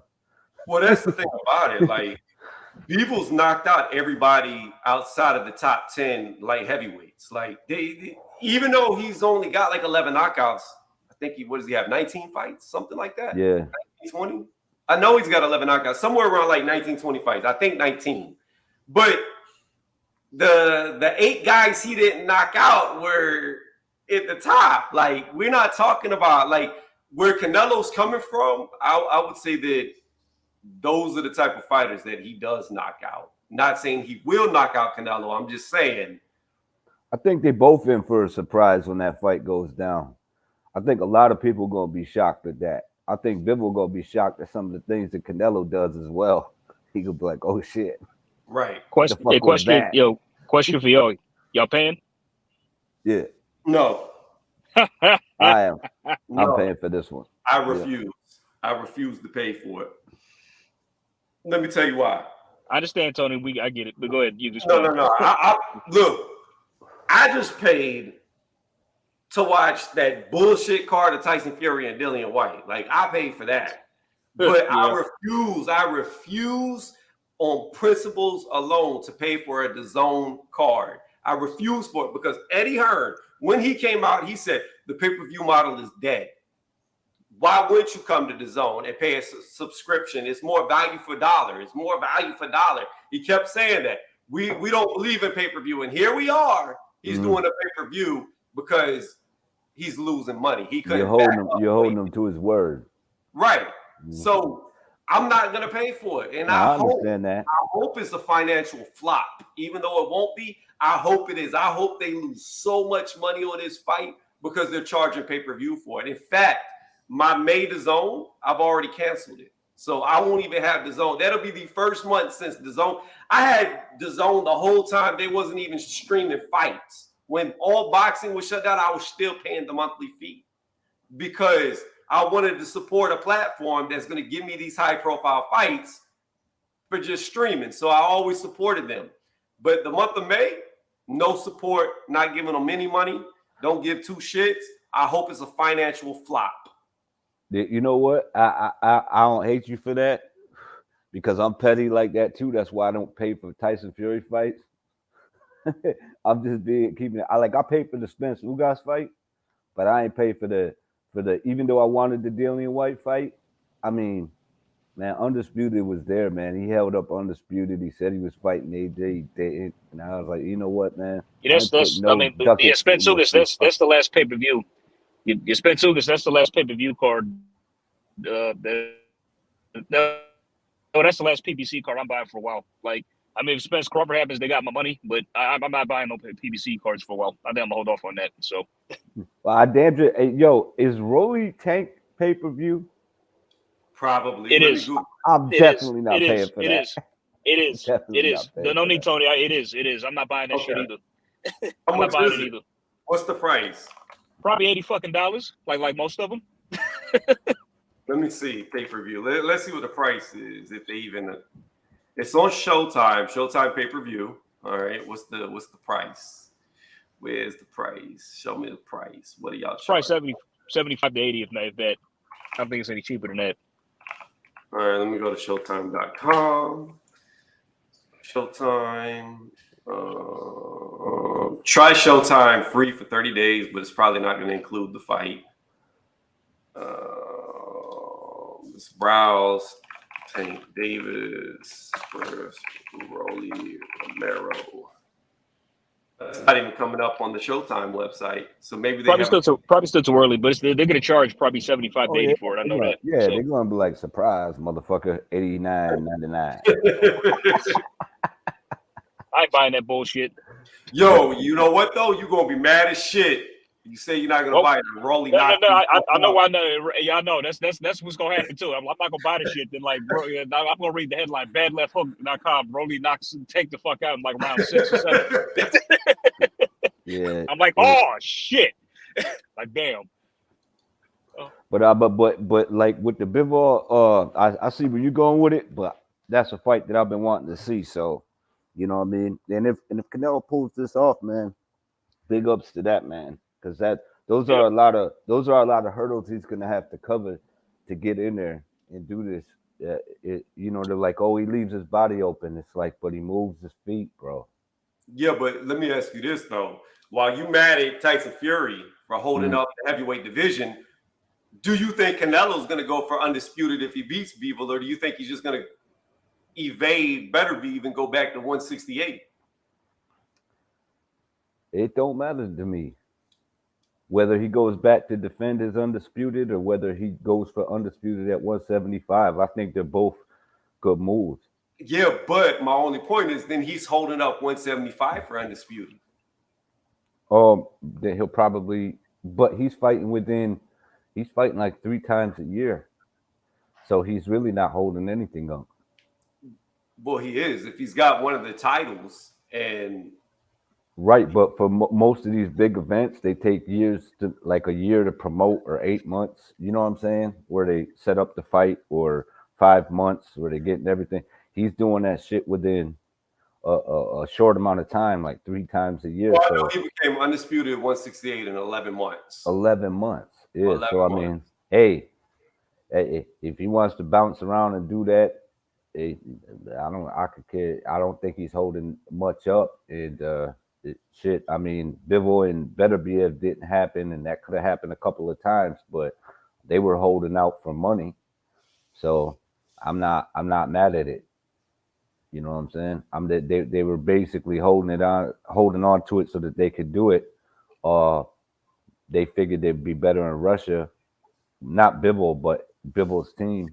And I'm just like, they want to hold it there, and they got them sanctions or restrictions on the crowd. So that's one of the reasons why you didn't get that fight, that unification bout. Well, unfortunately, light heavyweight division has disappointed me for years.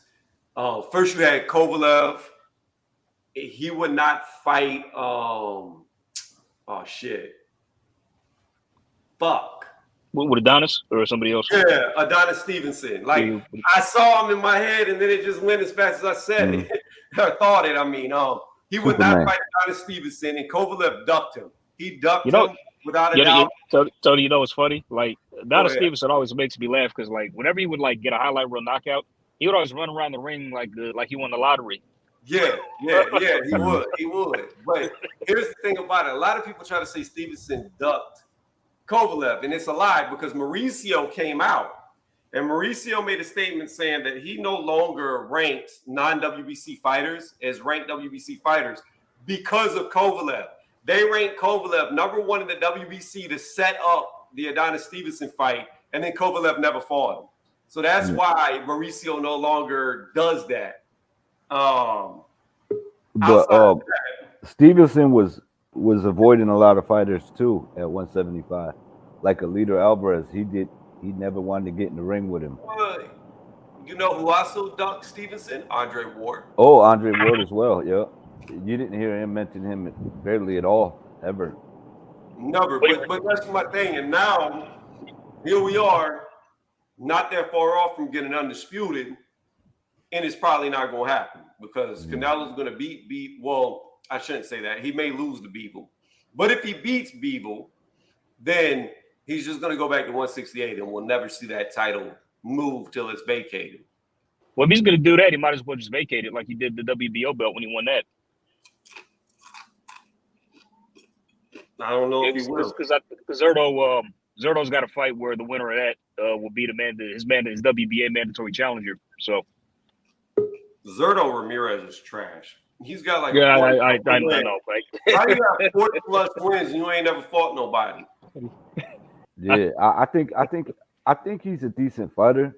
I think he needs to be proven, but as personally, I really don't like the guy. I don't like when you work with a champion and you do certain things and then, you know what I mean? And then you kind of try to expose them in the media and shit. I think that's kind of foul. You know what I'm saying? Like nobody's saying that shit. It's like, so if I'm working with you in the gym or we're doing this and shit, then you just run out and tell the media, yeah, this guy this, and I beat him in sparring, or I did this or I did that, and it's just sparring. That he kind of dropped the notch with me in that. I was just like, yeah, this dude, I don't know. And then to duck fights and titles, and then people are saying that people are ducking you when you got 3 opportunities for 3 different titles and you just don't take them. I'm like, yeah, man, I don't know. I don't know about that guy. He's not going to, because here's the thing. Oscar De La Hoya has already said that Zerto is going to beat Mayweather's record. So he is going to make sure that he fights nobody until he's 51-0. Wow. But anyway, Tony, I'm at the gym. Thanks for having me on, man. Been a pleasure. 1-2, it was good talking to you, man. Oh yeah, pleasure. absolutely, man. Thank you. All right, y'all stay. Nice talking to you too. Yes, sir. Y'all be cool. Till next time. Peace, AJ. But yeah. So I don't think Zerto's going to fight anybody till he's 51-0. I think he wants to fight. I just not happy with the way that he went about the shit. I was just like kind of, you know what I mean, blowing guys off and shit. And then when he gets what he wants, he may not be so happy. But I'll tell you though, somebody like him has proven themselves to me to actually be a good fighter. And that's Munguia. Munguia looks fucking scary. Like I didn't think much of Munguia, but his last couple of fights, I think he's the real deal.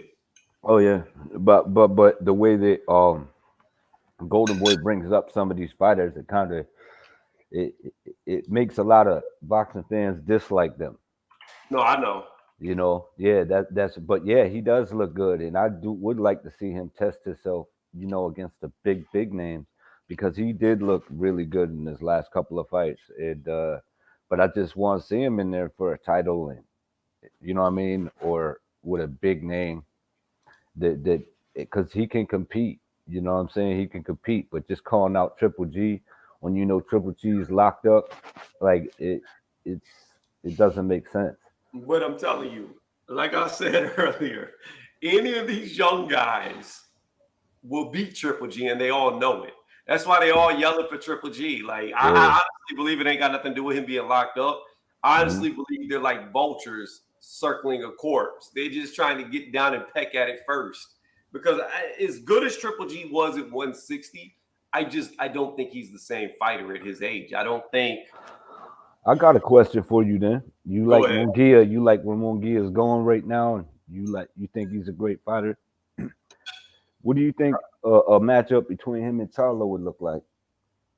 You said Tago? Charlo. I was about to say Tago. That's who Ryan Garcia just fought. Or that was to go. But I would love to see that fight, because Munguia and Charlo are both come forward. Well, I say that, but Charlo was, they're both really come forward fighters. I think Munguia might knock him out. Wow. I think he might knock him out. Like, Munguia's work rate is just crazy.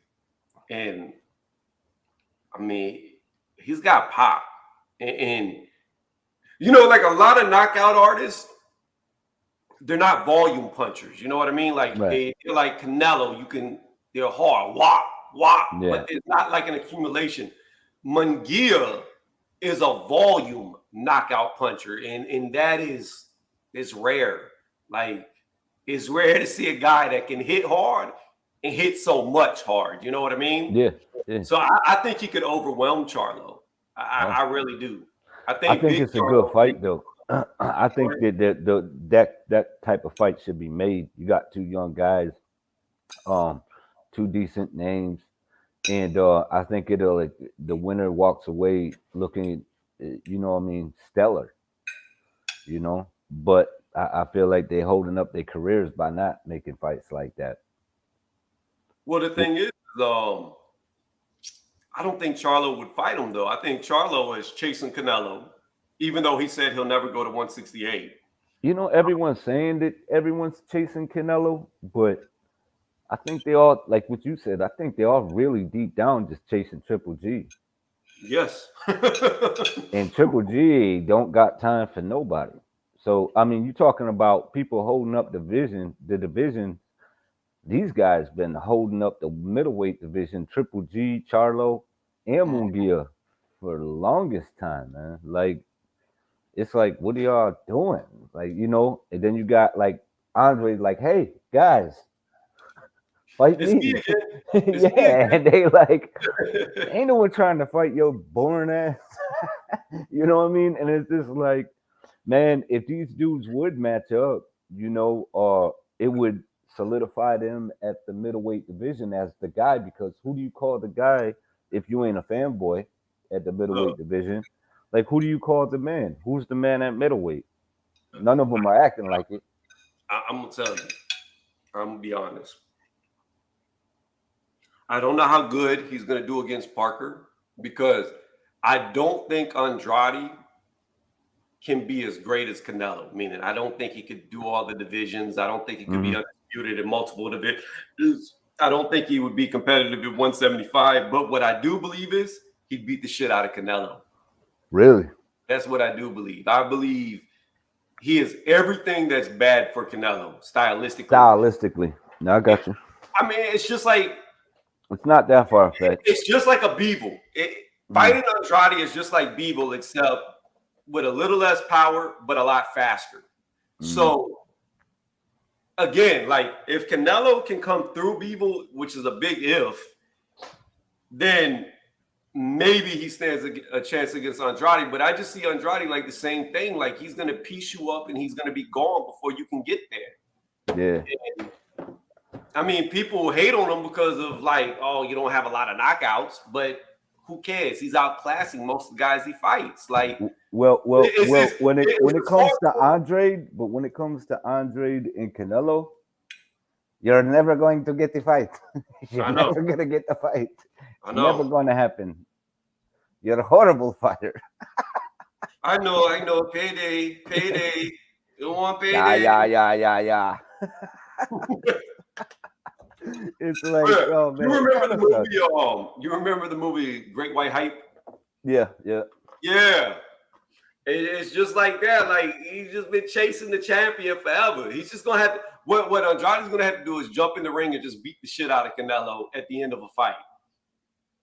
Yeah, I don't know, man. I just feel like, I'm telling you, what he needs to do is basically just fight other guys, man. Forget about Canelo, and don't stagnate your career in the process. Because if Canelo don't want to fight you, he's not gonna fight you. So it's just, it is what it is, man. Like you said, the other champions won't fight him. No matter what weight class he goes to, the other guys won't fight him. Right.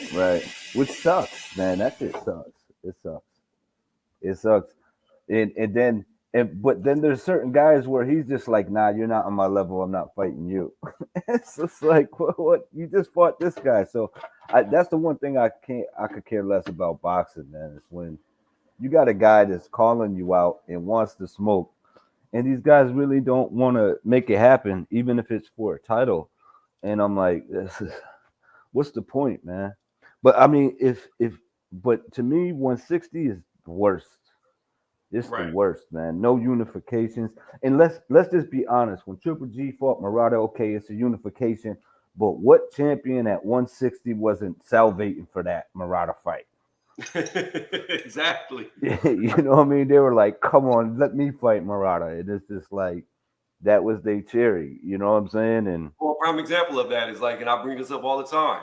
When Jeff Horn beat Manny Pacquiao, they all wanted Jeff Horn. Everybody wanted Jeff Horn. yeah, Same thing. Like they all Yeah. wanted Murata, and they all now want Triple G. Well, they've been wanting Triple G, but it's the same type thing. Like nobody wanted Triple G before he started looking his age. Now they all want him. Yep.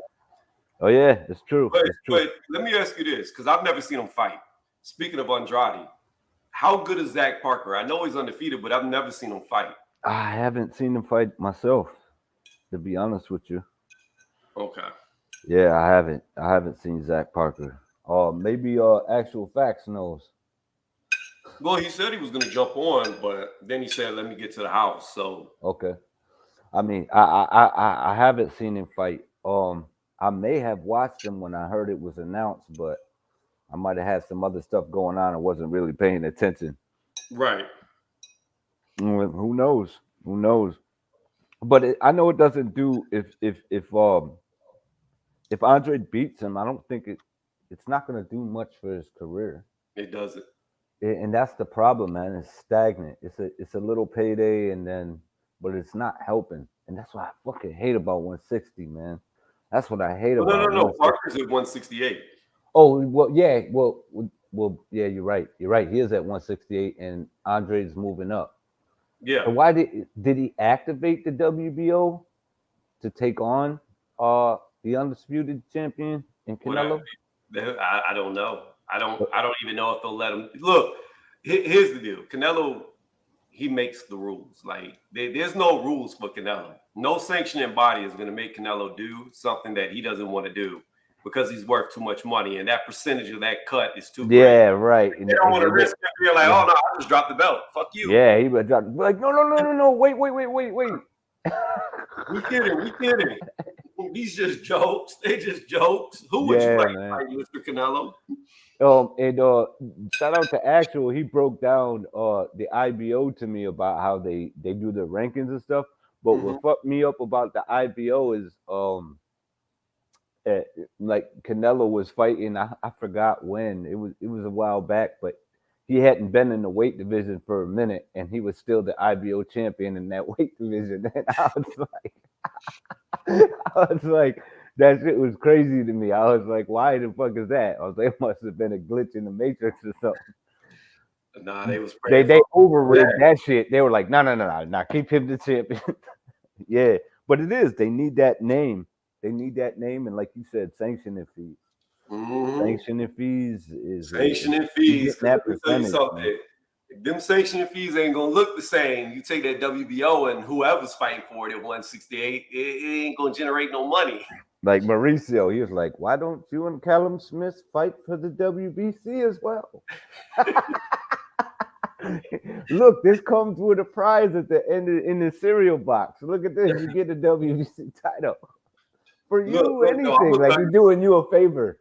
I'm gonna tell you something though. I'm gonna tell you something about Mauricio on the WBC. That British belt, that shit was fire. Like that was probably the best looking belt I've seen. Yeah. The WBC do be having some dope looking belts. Yeah, they're little trinket belts. For the amount of sanctioning fees for the fighters that got it, that's peanuts to these guys. They gonna make it prettier. You know what I'm saying? Like, yeah, man. That's why they can keep coming out with the belts and shit. Yeah, man. What was the name of that belt that Tyson Fury won? Oh, I'm not sure. You talking about the white one? Yes. The one that he put on the kid? I'm not sure. Oh, here it is. Now let's bring this shit over, man. This shit is beautiful. Oh, that's. They had a jet black belt that was dope as fuck too. I forgot which one it was. Right here. That's it. Can you see it? Or is it too small? Yeah. Oh yeah. Yeah, I see it. That shit right there. I don't know. I like the white leather. It's something about the white leather that I like. Oh yeah.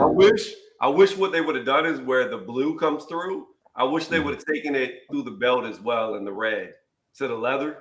Like it would have extended out past the plate. It would have all popped too. Yeah. Oh, He here's made the it black popular. one. This one. Nah, it wasn't that one. It was another one. That shit looked dope as fuck. Let me I type forgot which one it in, was. black. That's not bad looking though. No, that's not really black. Is it this one? The Mayan belt? Yeah, that's just kind of dope too. Yeah, I like the lizards on the side.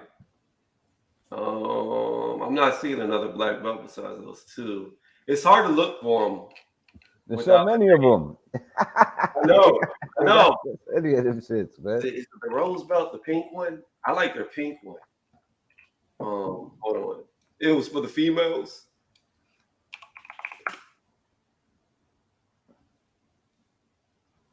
I like the pink color one too. Oh yeah. That the females used to have.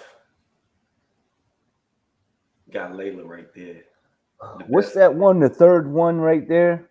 The This third one? one. No, underneath. It was underneath the belt that you just had last. It was right underneath that one Here? right there. Yeah, let me see that one real quick. That shit's ugly, man. That's an ugly belt. Yeah, with all the What is jade. that? Grass? What is that? I think it's jade. Oh man. It's supposed to be like the statue designs. Wait, this might be it. No, we already saw that one. That's just dope though. Yeah, that one looks good too. The Aztec belt is fire. The other one is ugly as shit. This one's not bad looking. If it'll Nah. load. That looks fresh off a reservation. Mexico. It's the Mexican belt. Mhm. But yeah, they got like belts on belts on belts on belts on belts. That Aztec one though. That's just fire. Is this the one? Maybe. It's got like a star in it. It's got a bunch of patterns. Maybe it was the Aztec belt. Let me type in That shit was dope, man. That shit that one looked dope with the dragons on it. That shit is fire, man. Yeah. That's just fire. That's just This dope. one Yeah, right I'm here? pretty sure that was the belt that I had seen, and I was like, wow, that's nice. Yeah, that's good looking too. What's the back? I never seen the back of it. And it ain't because before anyone starts saying it ain't because I'm racist, y'all. If ugly belt's an ugly belt, y'all. Just come on, man. Y'all should be mad that he be putting some of them belts out. Like, damn, that's what you did with that. That's how you rep that. Like, Let me see you just something. threw that shit together last minute. What did Mayweather's look like? I don't even remember what the money belt looked like. With all the diamonds. Yeah, that shit ugly. I don't like the money belt. No, you know who have the best belts? Them WWE wrestlers. Yes. Yeah. I remember making them shits back in the days. Then we had a little boxing competition when I was growing up too, and I made the belt. I forgot what I did. That shit was dope though. I made the belt, so Look at we that. had a little team and shit, and whoever wound up on top, they got the Yeah. belt. You know what I'm saying? They got the belt and shit, yo. What was the spinning one? Was that John Cena's? Oh, we had a spinner on it. Yeah. You can't see me. Yeah. Yeah. Yeah. I'll tell you, they got the best belts in the WWE. I love the characters, man. I used to like, I don't watch it no more. I don't When I was either. young, but I did come back to it when The Rock was out. I thought that dude was hilarious. I was like, the shit that he would say and shit. Uh-huh. I enjoyed that. But as of now, I don't really get into it like that. But some people they still like that shit. You know what I'm saying? The only wrestler I know from, I guess, this era is Braun Strowman. And that's only because of Tyson Fury. That's it. I don't know any of the other fighters. As a kid, I was devastated when I found out it was fake. Real talk. I was shocked. There is a video of, I don't even know when it's from. I don't know if it's from like the 80s or the early 90s, but it was a wrestler, right? And some little like Poindexter looking interviewer, he went up to him, he's like, said something about how do you feel that your fights are fake, and he like punched the shit Slap out of them, him. right? Like, Yeah. like, You yo, call that it feel fake? fake? Nah, but I'm talking about like just certain things about it as a kid. You know what I mean? Like I Right. was I remember I went to a match. We used to go to them when I was real young, and then we had watched WrestleMania or something on pay-per-view, or it was on a station or whatever, and it was the same match. Oh shit! And I was like the same matchups and everything, and I was like, this is some bullshit. I was out of what? I think I was like 8 or 9, but I was mad as fuck. I was like, this is some hot bullshit right there, man. But I knew was the already into outcome. boxing. That's just funny. I love boxing, man. I used to, as a kid, I used to like go to where, you know, there'd be grown folks there and shit, and I'd be running and grabbing their beers just to watch the fight and shit. Mm-hmm. Like I used to just love it. Like when Ray was on and all that, like when he made his little comeback and shit like that, I used to just be like, I don't know, man. It was just different. It was different. I'd have to catch that shit. I had people in my neighborhood always asking me when the fights was popping off. When Mike fighting again? When this dude fighting again? You know what I mean? You don't know how much money I won during that Trinidad Hopkins fight, man. Man, yeah, I had grown folks avoiding me, bro. Like, getting the predictions right. Yeah, like people I used to look up to, like, yo, motherfuckers just ducking me in the streets, like grown motherfuckers ducking me in the street. It's like, yeah, when I would get predictions, man, I used to have to find these motherfuckers like on a paper route, man. 1, 2, 1, 2. I don't even want to talk about predictions. All these underdog predictions I've gotten correct, right? All of these. I've never bet money. Never. Not once, ever. Fucking I put money on Dillian White, and then he gets his ass whooped. Oh, like, yeah. First time I've ever put money on a fight, and now all the bill collectors be calling me. Like, yeah. Oh, yeah, man. Yo. You know what, though? You know, the thing about it is, when it comes to betting on fights and shit, I'm not going to be betting too many people on fights. Every once in a while, I might, but you got to match the odds, bro. Because why would I bet you? You know what I mean? And give you that advantage like that. You got to match the odds if we're doing that shit, man. He said white hype. You know, get the smoke with white hype. Yeah. Yeah, I think Hap was on that too, man. He hates Dillian White. Oh, he hates him without a doubt because Dillian was calling out Wilder for so long and laughing at him. And somebody said, prediction, UD Canelo fixed fight. I hope Bivol knocks him out. And then he said Hopkins was very underrated. Smoke, you could hop on if you want to before I get off. Because I'm going to get off. That's the thing, though. I think a lot of people hate or dislike. Like, I try not to get into that. A lot of people dislike Canelo because of the fans, man.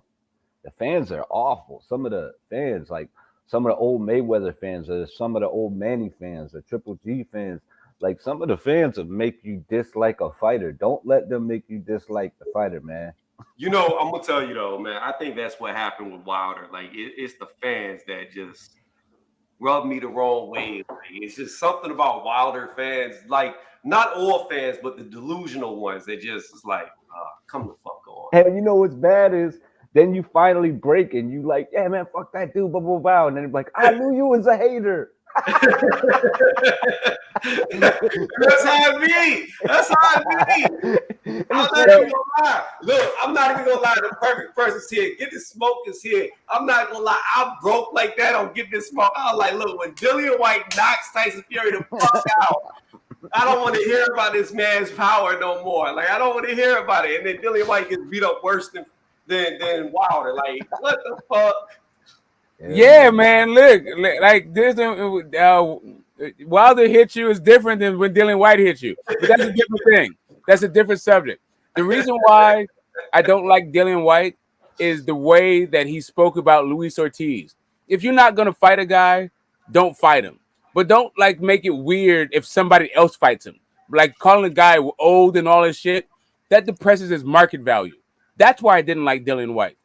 I never liked him as a fighter, but as a person, right? I wasn't hating on him as a fighter. I was just like, this dude's like limited and it's all good. He's like coming up. as a brawler, I felt like he had a better identity and better chance at winning fights than as a boxer. But the way that people talked about shit, it's just kind of like he's not that good a fighter like that.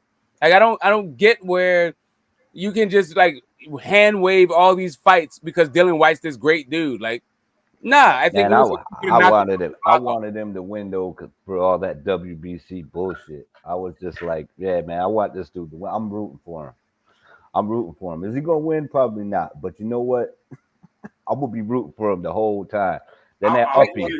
Like I'm saying, like I wanted him to win for two reasons. Reason number one, I know Tyson Fury is always on some bullshit, and I had a feeling that he would flake out of Undisputed if he could. Reason number two was, if Dillian White would have beat Tyson Fury, I know the first thing he would have said was, come on, Deontay Wilder, let's fight. And then the discussion could have been over because Deontay Wilder would have came back for that fight, for a shot back in the title. Oh, no, I still want to see that fight.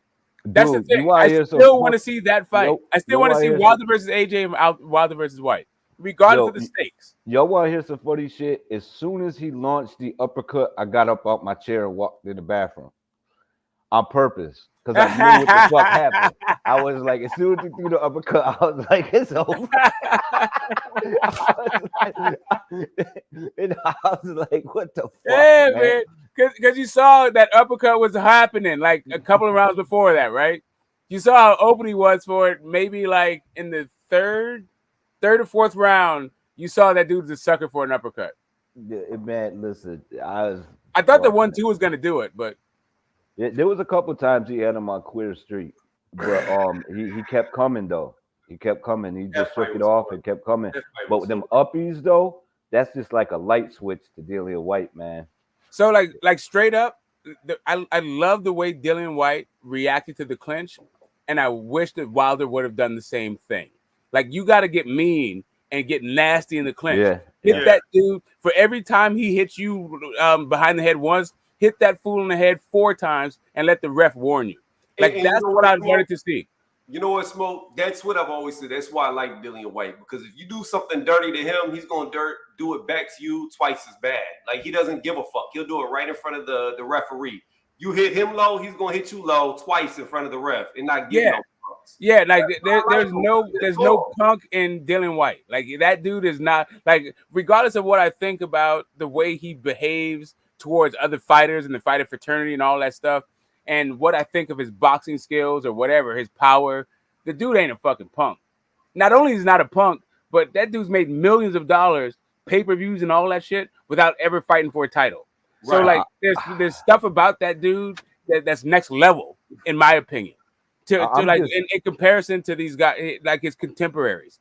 Guys, but like, I'm just glad that certain fans didn't come out and start defending Dillian White after he got hit with that water or that drink. Like, what was in that? What was in that?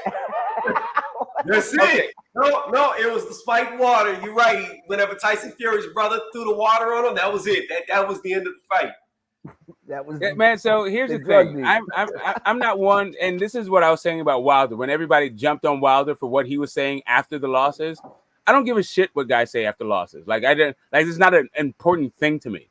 I've seen guys take losses so badly for so many years. It's not it doesn't matter what they say to me, or what they say to the public or all this stuff. But now people are jumping on the White and what White's saying and all this shit and like, oh, the punch pushes and the canvas knocks you out. I don't give a fuck about none of that stuff. Yeah, but it's an excuse though, man. He dug for an excuse, and it was all bullshit. And then you gotta sometimes, you know what I mean, if you feel enough, the fact that he walked out kind of bothered me, and then you know what I mean, and I gave dude the props that he deserved. The fact that he tried to say that he hit his head and because he illegally pushed me, it's all bullshit. You know what I mean? I get where you're coming though. Where you're coming from. Smoke. Yeah. I put out a video. I've been supporting Dillian White for the longest, and I put out a video saying he was delusional, and I debunked it. I showed pictures, still shots. They were pixelated, but when he got pushed, he landed on his right shoulder, head never touched. Then whenever he rolled over to the side, his chin was at his chest. Head never touched. Then he just laid out. Like not once did that push cause his head to hit the canvas. Okay. Let me say this. I was hoping that he came out and said, "I felt drugged." That's what I was hoping he said. Because then I was gonna be like, okay, it makes sense. It makes sense. Like you was sweating in 50-degree weather before the fight started. You was exhausted going into the second round. Now it makes sense. But he didn't say nothing like that. He said a push knocked him out. Right. Even worse. What was even worse is he said it was a 50-50 fight till he got pushed. All right. So if you look at okay, so here's the thing. Take a look at the judges' scorecards. And while every single judge had Tyson Fury up, right? It was a unanimous decision across the board. One judge had it 5 rounds to nothing. Another judge had it 4 rounds to 1. Another judge had it 3 rounds to 2. Right? But all of them, they didn't agree on which rounds. So if you combine them all together, there is a way that you could see that Dillian Whyte was up 3-2 going in that. It wasn't 2 judges that gave him, and it wasn't any one particular judge. But if you combine them all, because none of them gave him the same round, like basically what I'm saying is the rounds were like kind of competitive, but no, there wasn't any particular round that 2 judges gave it to Dillian Whyte. I'm gonna say this, Smoke. I didn't think it was competitive at all. I thought the first round, one judge did. I gave Dillian the first round, and the CompuBox was way off because they said Dillian only landed like 4 shots to the stomach, and he hit him a lot to the stomach in the first round. However, it wasn't that Dillian Whyte was just beating Tyson Fury. It was just that Tyson Fury didn't do much in the first round. So I gave it to Dillian by default. He was landing shots Tyson didn't really throw. But after that first round, it was over. Like Tyson Fury, I don't even know if he's sweated one sweat bead. Like he beat him so fucking easily, and it looked so bad. It looked so bad. Man, there are 13-year-old kids that could have gotten there and looked better than White did. It was so bad, it didn't make any sense how bad he got it. Right. So the idea that you're going to get knocked out and then know what the hell happened, like I think is like a bridge too far, right? And the idea that like 24 hours after a traumatic situation happened, you have some level of objectivity is also ridiculous, right? So I want to get the raw, unadulterated take of what a boxer feels without them feeling the ridicule of that, like that take, right? Like it's kind of like if you've ever been, like I've been in different sports, like you know, like even in junior high school, I was playing fucking softball and got a softball ran into my fucking face, right? Like I was dazed, confused. I didn't know what the fuck happened. If you had asked me what happened, it probably wouldn't have been an accurate description of what the action really was, because you're fucked up in those moments. And not only that, the next day, you're really fucked up. And I'm not saying that Tyson Fury pushed him or didn't push. Like I don't give a damn. I think Tyson Fury pushed him, but who gives a shit? Like, yeah, it was just an exclamation on it. He cracked him. He was out on his feet, and he just shoved him to the ground. Yeah, like really, the whole point is, why did that uppercut hurt you so bad? I'll tell you what, that's really the problem with Dillian Whyte, in my opinion. Didn't hit him a couple more times. You know what I mean? It would have been. I don't know if it, like Simon Brown versus Pendleton, where my man's on the canvas still throwing punches. Yeah. Like you know what I mean? It's just like if you're out, you're out. And just like let that shit go. These dudes are warriors. Of course, they're not gonna say the right thing. They're not gonna know the right shit. They don't fucking know what happened to them because they're fucking out. Then you got guys that actually do dirty shit and don't get like penalized for it. Like I remember that Forrest Mayorga fight where he rocked Forrest and Forrest went back in the ropes. Then he slammed his forearm into his head and made him stop the fight. I was like, holy shit! Like I'm gonna go deeper. I'll go even deeper with it. Tyson Fury is dirty as fuck, and he wouldn't be the same guy if he wasn't as dirty. I think like his holding and hitting Cunningham, the way that he like headlocked Wilder and walked him around the ring, the way he pushed White down, all that shit. But the point is, if the ref isn't going to stop it and you can't do anything about it, fuck you. Like, really, I'm not going to sit here and be like, oh, Dillian White, yada, yada. Like, Wilder should have punched that dude in the nuts, stepped on his foot, and not got his head being a headlock and walked around the fucking ring. Yeah, The ref wasn't going to do anything. Even Hopkins did it, remember? It's on you. It is on you to make sure that didn't happen. And that's what I'm saying. Dillian White wasn't just going to lay down like a punk, right? But he did. But he's out. He got hit with a shot. His punch resistance isn't all that. And, yeah, he pushed him over. Because Hopkins said he got pushed out the ring. Remember that? Say again? And he got punched out the ring. Yeah, no, I'm telling you. I'm trying to tell you. One of a masterful performance in my book is Orlando Salido versus Lomachenko. Masterful. Oh, hell nah. Masterful nut shots. Hell nah. Exactly. You know what's so masterful. Oh man, like listen. And Tony. Wait, Smoke. That fight was so dirty by Salido. Then the referee had the audacity to take a point away from Lomachenko. I'm trying to tell you, masterful. Wherever the ref was, what Salido hit him in the nuts with the other hand. This is what professional prize fight. What you have to do is understand how to win a professional fight. This ain't the amateurs. This ain't a fucking tiddlywinks. This ain't like, oh, let's complain to the fucking judges. Nah, bro, you got to go in there and win this fucking fight. Period. Fucking dot. I don't care what you have to like. At a certain point, like, listen, what is it? Fernando Vargas versus Felix Trinidad. One of my favorite fights.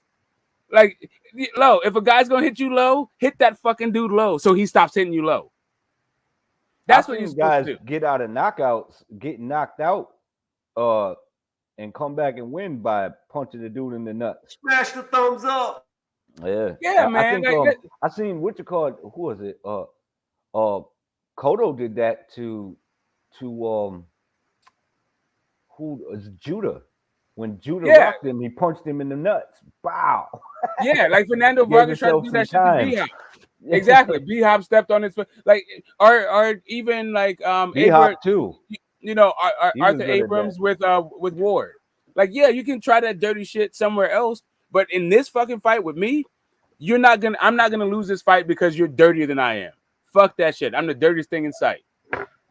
Yeah, but I mean, it kind of. But the thing about it is when it's that blatant and it's constant, it's kind of, you know. It is what it is. But it isn't going to be an L in my favor. Yo, I'm trying to tell you, I'm not taking no motherfucking L behind the rules of boxing. Let the ref tell me, keep him up. The worst one that I seen, though, was who was it? The dude who does the announcing. A lot. Every once in a while you see him, and his career kind of got cut short.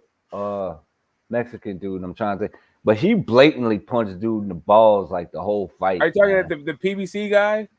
I'm trying to think of the dude's name. Maybe. I'm saying like which commentary guy, like the Mexican guy, like which. No, that's what I'm trying to think. Like, it's eluding me at the moment. The pretty boy, he's kind of, you know what I'm saying. I'm trying to think of his name. Oh. Damn, he had a big name for a minute and then just kind of went away. In what weight classes? What are you trying? He was in the lighter weight classes. Are you talking about Abner Mares? Yes, Mares. That was the worst that I've seen, man. When he kept punching dude in the nuts, and the ref was like, there were no low blows. Like, it was seeing him. Like, the ref was there, like, watching it. He was like punching him on the wrong side. I'm trying to tell you, Tony Weeks never saw a foul in his life. I saw Maidana literally gnawing on fucking Mayweather's glove. He didn't see shit. Is that when? Oh yeah, when he bit him. Yeah, he's like literally gnawing on his. This motherfucker was biting his hand. Like Tony Weeks didn't see none of that shit. Like, yeah, Tony Weeks didn't see none of those low blows by Ward on Kovalev. Yeah, he was like, he bit me. He was like, I don't see nothing. Yeah, I don't see nothing. I don't see nothing. That fool got selective blindness. Whatever the fuck's gonna happen, that's gonna happen, bro. You gotta figure that shit the fuck out. The damage that it did because he got the hand wraps and then he got the fucking glove on, so there was no proof. Yeah, yo, man, like. I'm telling you, like to me, it's all about like the sport of boxing is about talent, it's about heart, it's about skills, but part of skills and the craft is adjustments. And part of adjustments is not just it's all about what the fighter is doing within the rules and outside of the rules. That's boxing. What you can get away with. Yeah, right. Exactamundo. And then what you can do, like you have to understand that the ref is the final arbiter. So if you can figure out how to go outside the rules and the ref can't see you, that's all good. And that's what I'm saying. Salido was a master at that shit. When the ref was on the left side, he was hitting you with the right hand. When the ref was on the left side, he's hitting you with the right hand. That shit, like all that, he treated his fucking nuts like a speed bag. And Lomachenko couldn't figure that shit out until it was too late. Yeah. Yeah, it's true. Yeah. Sometimes you got to make adjustments as well. You got to make adjustments with the adjustments. My thing is this. Here's my thing, Smoke. You know, people get dirty, they get dirty. But I lost all my respect for Tyson Fury in that second Deontay Wilder fight because my thing is this. If the fight is competitive and you do a little here or there, you know, it is what it is. You know what I mean? It's a fight. But once a guy is already fucking beat, there's no need to be dirty anymore. Like, you've already won. It's just a matter of time. He's done. And Fury continually kept choking Deontay Wilder in the headlock, even after he was already defeated. And I'm like, bro, I don't like that shit. Like, nah, bro, the fight's over. Like, why are you still being dirty? Like, I didn't like it at all. I mean, I can feel you if you weren't in a dude talking about catching bodies and all that shit. Like, it's a certain thing where, like, yeah, like for real, like, I'm getting a paycheck, you're getting a paycheck, and the ref is getting a paycheck. Everybody's earning their fucking paycheck tonight. That's what it is. Smoke. My thing is this, though. Like I said, argue for the sake of arguing. If you just, I'm telling you, bro, that's me. No, I'm trying to tell you, man. Like, nah, bro. I'm telling you, man. I'm like, cool. Like I said, I like Dillian White because you get dirty, he gonna get double times as dirty. I'm cool. Exactly. That's all I'm saying. The thing is this. Once somebody is beat, the dirty shit needs to stop. Like, I don't like that shit. Like, nah, bro. Because, like, whenever I boxed, I did my fair share of dirty shit. I used to be a master at throwing a hook and purposely grazing the nose with the hook and then bow, catching you with the elbow. Oh yeah, that elbow, that Evander Holyfield bow. Oh yeah, I feel you, bro. I hear what you're saying. There's an art to that. There's an art to that whole shit. There's a time to get dirty, and when somebody's already done and they out, nah, bro, I can't. All right. So now add that to like a guy that says, "I'm trying to kill you." Like, I want to kill somebody, and hopefully it's you. I got you. Right? Like, it's kind of like a thing where I never held that against Deontay Wilder. I never held that. I'm not saying that you needed to hold it against him. I'm just saying that Tyson Fury. I don't care. I don't care if it was whenever I was amateur fighting or if it was just randomly a fight popped off. The only thing going through my mind when I'm fighting somebody is, this is it. This is my only thought. And I'm not saying I really want to do it, but in that moment, my thought is this. How can I kill you before you kill me? That's all I'm thinking. What can I do to kill you before you kill me? That's my fighting mentality. That's what I'm fighting to do. I'm fighting. But that's the point, Tony. That's the point. This is a continuation of the first fight where my man had to get off the canvas and was damn near dead himself. Like, if you're gonna there's a point where like you're not playing with this guy anymore.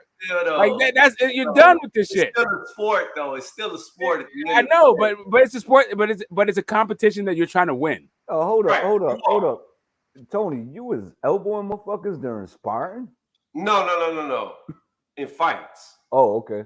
I'm about to say, man, because I used to spar with guys, and there'd be certain motherfuckers that just flat out cheated, man. I had one motherfucker that would just hold my fucking arm and like try to cuff it.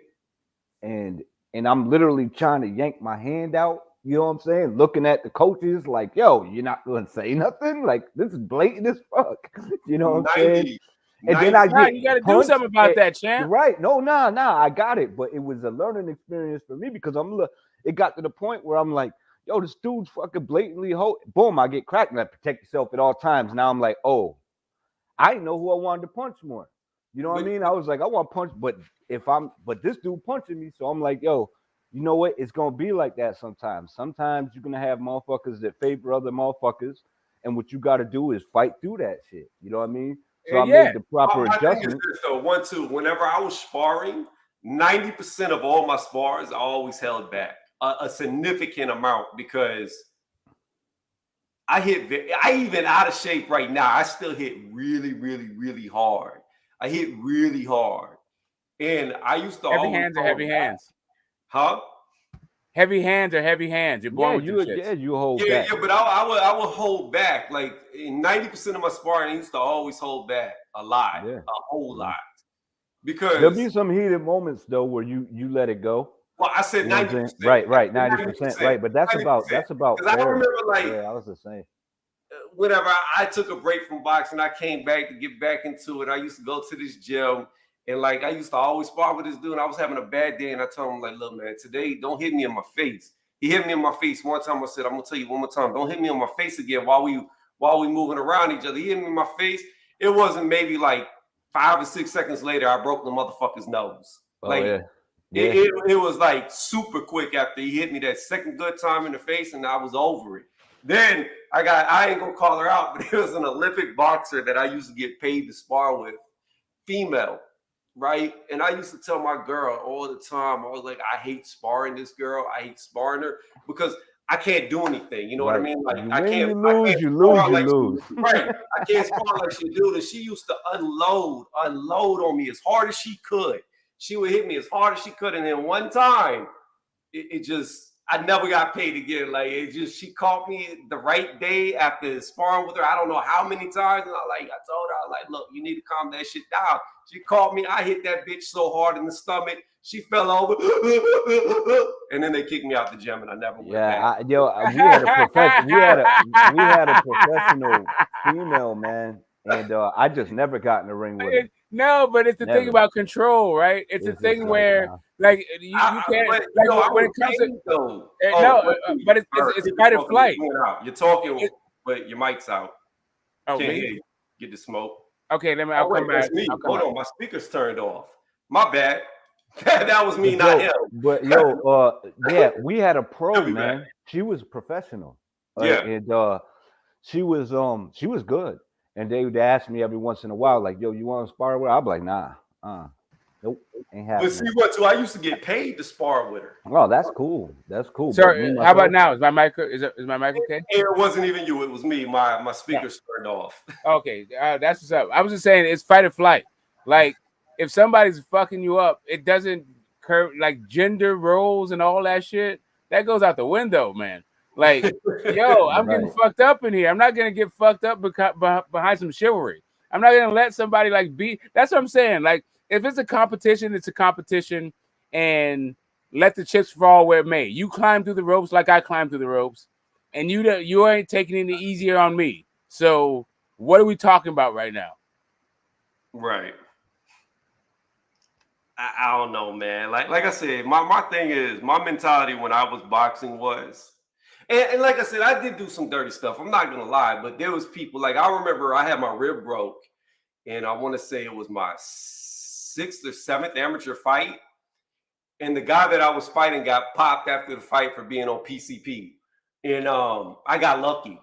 Like, I knocked him out, but I got lucky. I had my eyes closed, and I swung. I got beat up so bad. That's the only fight I ever was losing and never got beat up. Like, ever. Like, I got beat up bad because, like, I was hitting this dude with stuff that would, like, slow people down, stop him. He just kept coming. It didn't matter what I hit him with. That man, like I said, he got caught on PCP. It was like fighting a machine. And in the third round, the last round, I just got lucky. I closed my eyes. I swung as hard as I could with everything I had, and it caught him, and it put him down. And, you know, in the amateurs, they don't always count. If it looks bad enough, they'll wave it off, even if you're standing up. And I was just fortunate enough that it got waved off because I would have lost that fight on points. Like, I was getting the dog shit beat out of me. But then, like I said, I probably would have got it reversed because of the PCP, but that was bullshit. Like, who does that? Who has amateur fights on drugs so they can win? Like, what the fuck? Yeah, that's just corny, man. And no, I'm just trying to tell you, like, if you're on PCP, it's probably not because you're trying to get a competitive edge. It's probably because you just take PCP. Right. I don't know, man. But I researched it after the fact. It said it turns you into like you don't feel it. It turns off your pain receptors. You don't feel nothing. But like Tony said too, like occasionally you'll get in there with a guy and you like, look, man, you know, I'm trying to work on this, or they might want to work on something. I had one dude come in one time back in the days, and he came into the gym, and he used to box there for a long time, and he was a professional. Well, not a professional, but he was in college. He was wrestling at the university. I guess he was really good athlete. You know, he came in, and now I done worked out all day. I'm ready to leave. You know what I'm saying? And he's like, he wants to spar. He wants to spar. So the coach was like, go spar with him. Told me to spar with him. And I'm like, man, I kind of want to. I left it all in the gym. You know what I mean? You know, you get that good workout in and you feeling good, but you just like.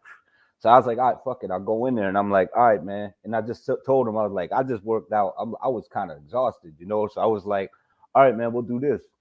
Wind down. I was fresh out the shower too. So I geared back up, got back in.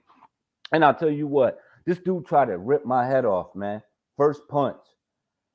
Like I you know, when someone's trying to hurt you. You know what I'm saying? He came in, he tried to knock my head off one shot, and I was like, you son bitch. So I commenced to whipping his ass. But I was just like, this dude had every intent on trying to get me out of there, but I beat the shit out of that dude, man. I beat the shit out of that guy. I don't know where I found it from, but I know the last 2 rounds I was so beat, man. I was just holding this dude. I got tired of whipping his ass, and I was exhausted, and I was just like, so I learned that day too how to get through around this shit when you ain't got nothing left. Because I was like, I'm done, but I busted his shit up. But the dude, he had like some guys, they not in there to work with you, man. They in there to, you know what I mean, to prove themselves or some shit. You know what I mean? In a sense, you see that's why I don't take a lot from sparring, because sparring is not there to go to war. You're not trying to fuck each other up. Sparring's there to learn. Yeah. And the thing about it is it doesn't matter how good you are. You could be holding back. Let's say you're only fighting 40%, right? Mm-hmm. Then another person who you think is only going to be 40%, they come at you 100%. Yeah. They may catch you. And when you get caught, because you're holding so much back, you may get a caught. And you may look bad at that moment. So it's like, that's what I'm saying. Like, I don't take a lot from sparring because you don't know the circumstances. Yeah, you don't really. Yeah, that's true. It's very true, man. But it just kind of sucks when you got people like that in there. Yeah. And you trying to help them, put in some work with them so that they could get some work. And they want to go pull that shit off. But yeah, do try to rip my head off, man. Like the wind went right over my head and he running when he threw the hook. It was just like from Florida. I was like, whoo, I ducked that shit. I was like, oh, this dude. I was like, come on, man. And then here he came with like 3 more, like, wow, wow, wow. I was like, oh, nah, fuck that. Then he came at me again, B. I stuck that jab out and he ran right into it. I almost dropped him. Boom. His head just went back like a rubber band. He ate that jab. Boom. I gave him another one. Bow.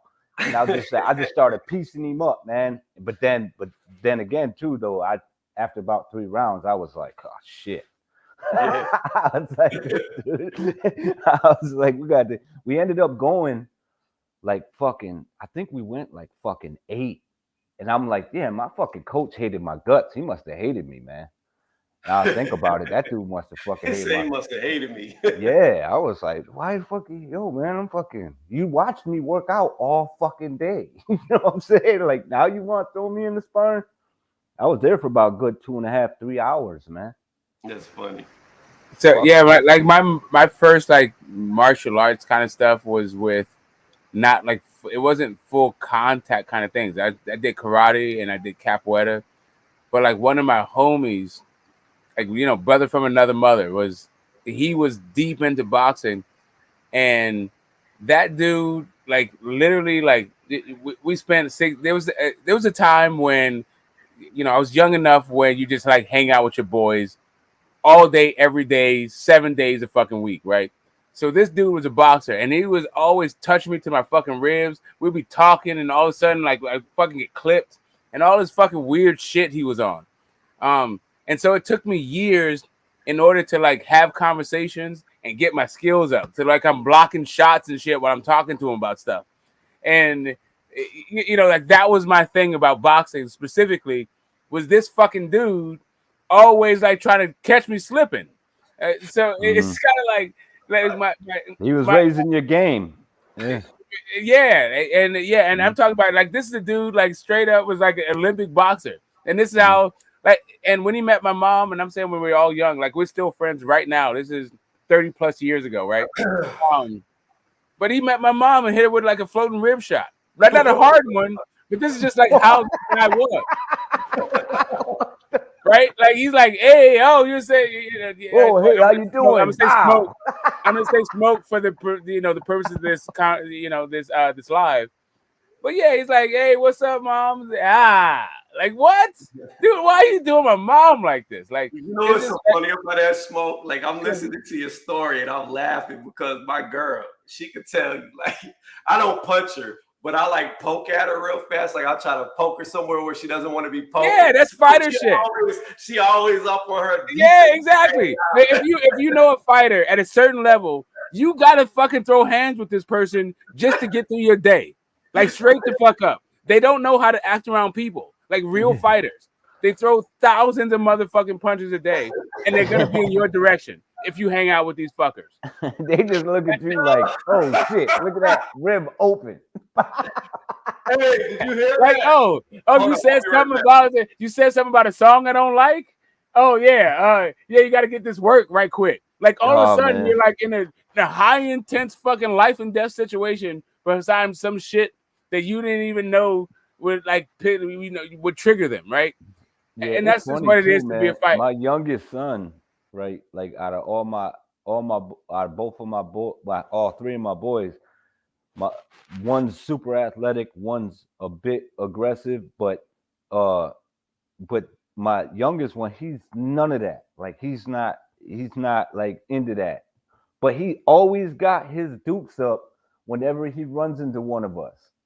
Like he just like wants to scrap. He'd be like, "Yo, what's up?"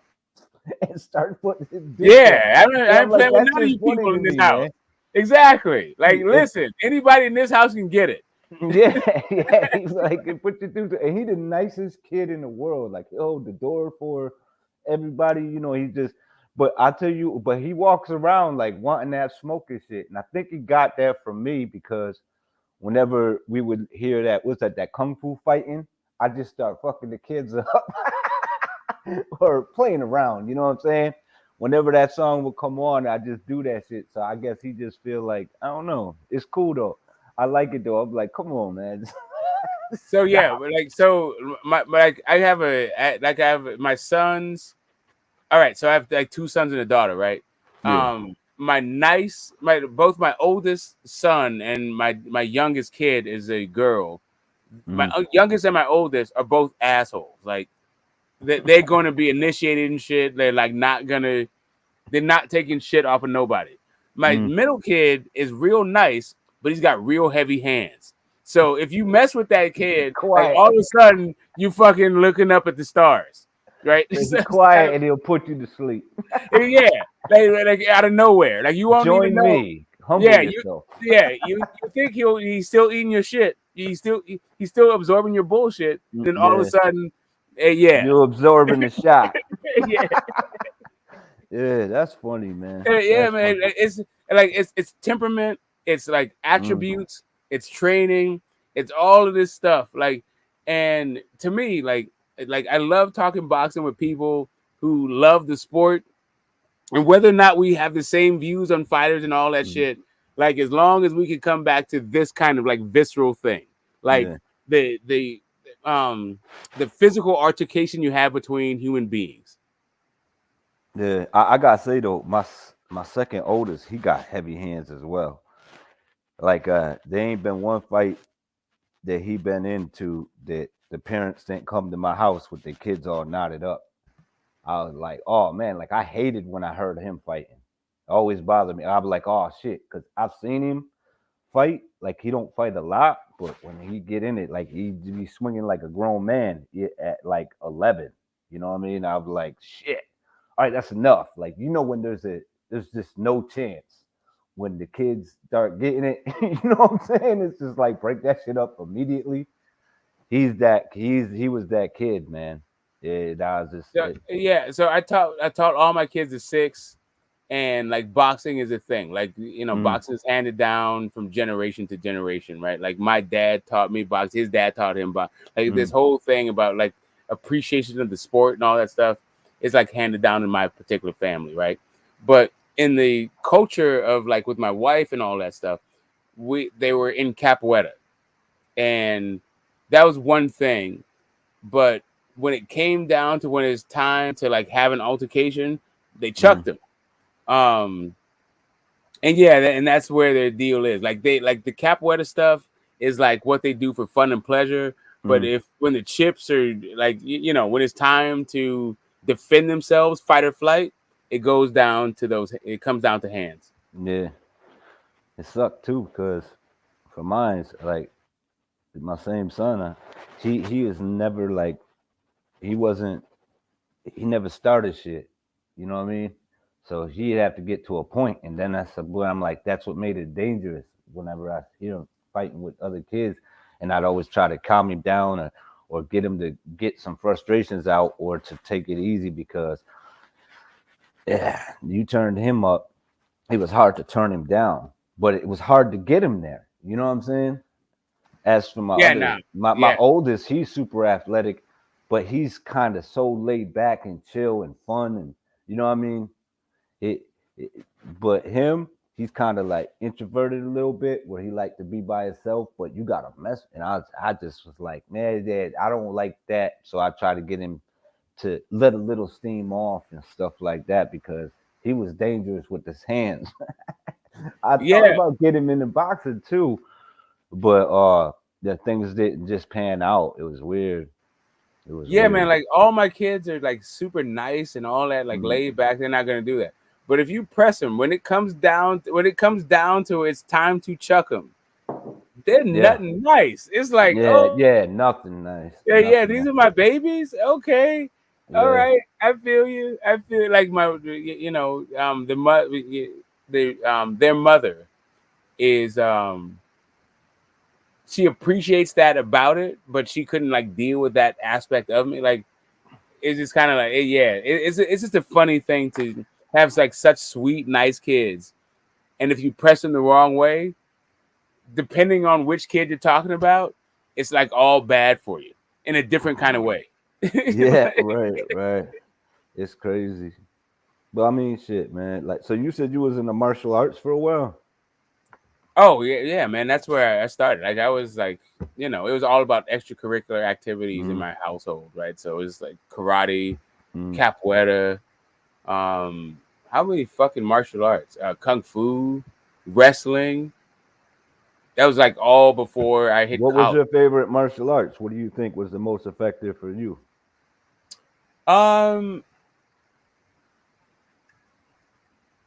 Wow. So I trained and I competed within particular disciplines, right? And that was cool, but it wasn't until I became like adult that I got really into street fights. And what I mean by adult is like past the age of 18. I wasn't really street fight. I mean, I kind of was before like puberty, right? You like chucking with your friends and you wind up rolling on the ground and shit, all that shit. And like wrestling and that kind of thing. But like fights with people that I didn't know and all that shit, it wasn't like really till college. And I was doing that kind of thing until I was like 30 years old. Oh, wow. And in that sense, it was boxing, but wrestling came into some kind, and also capoeira, like using your hands, your feet, and knowing how to choke a fucker out is like basically like all you need to do when it comes to like adults that haven't trained in any kind of way. Yeah, I had the opposite. From like a really young age to like 18, 19, I was always in fights, constantly. Wherever you go, there was always something popping off. If someone was fighting, you just get into a scrap. And then after 18, I kind of calmed down. You know what I mean? I calmed down and stuff, and people got older. So, you know what I mean?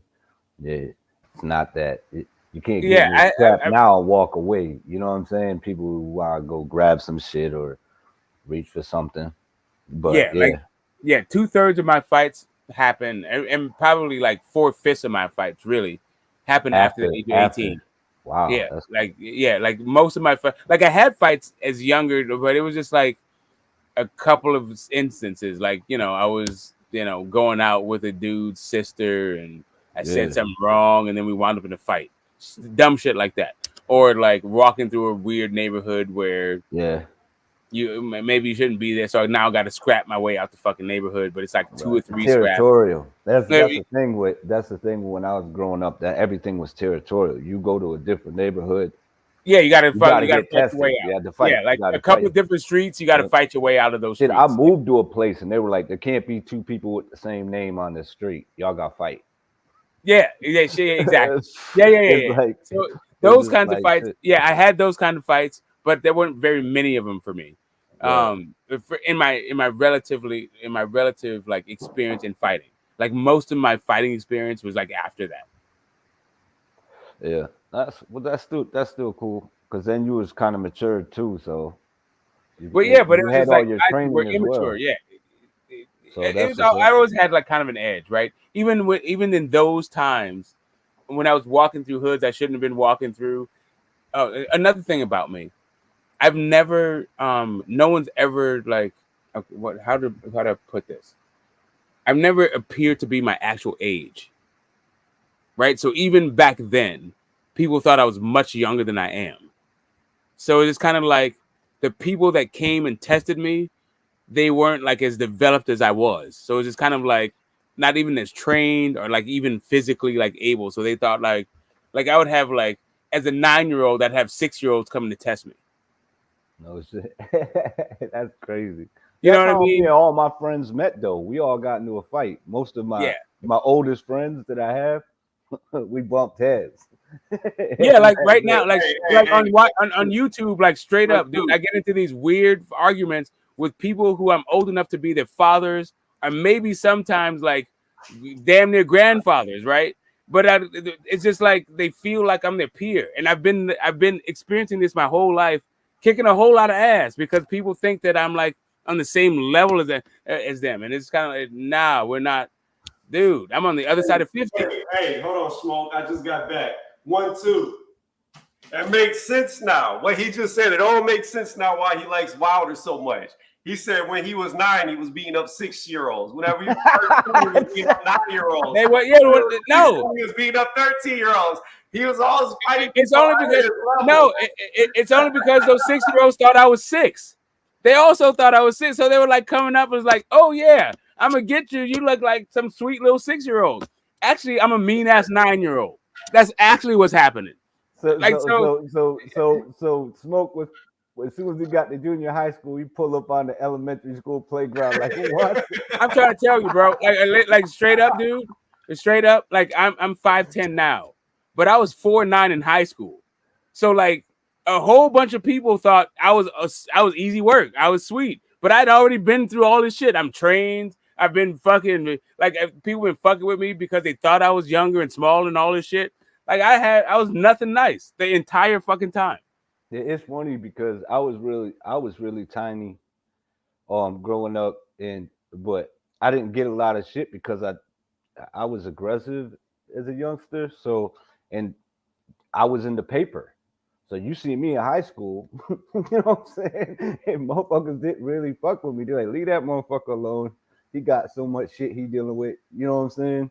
Nah, I'm loudmouth. I'm like, I've always been loudmouth. I've always said some like slick shit to people. All that, like my whole life has been this thing, and it's just kind of like, yeah. So it popped in the mouth a couple times by guys that felt like I shouldn't be saying the way that I'm saying the things saying the things I'm saying because I don't know my place, and it's kind of like, okay, you can play this game if you want.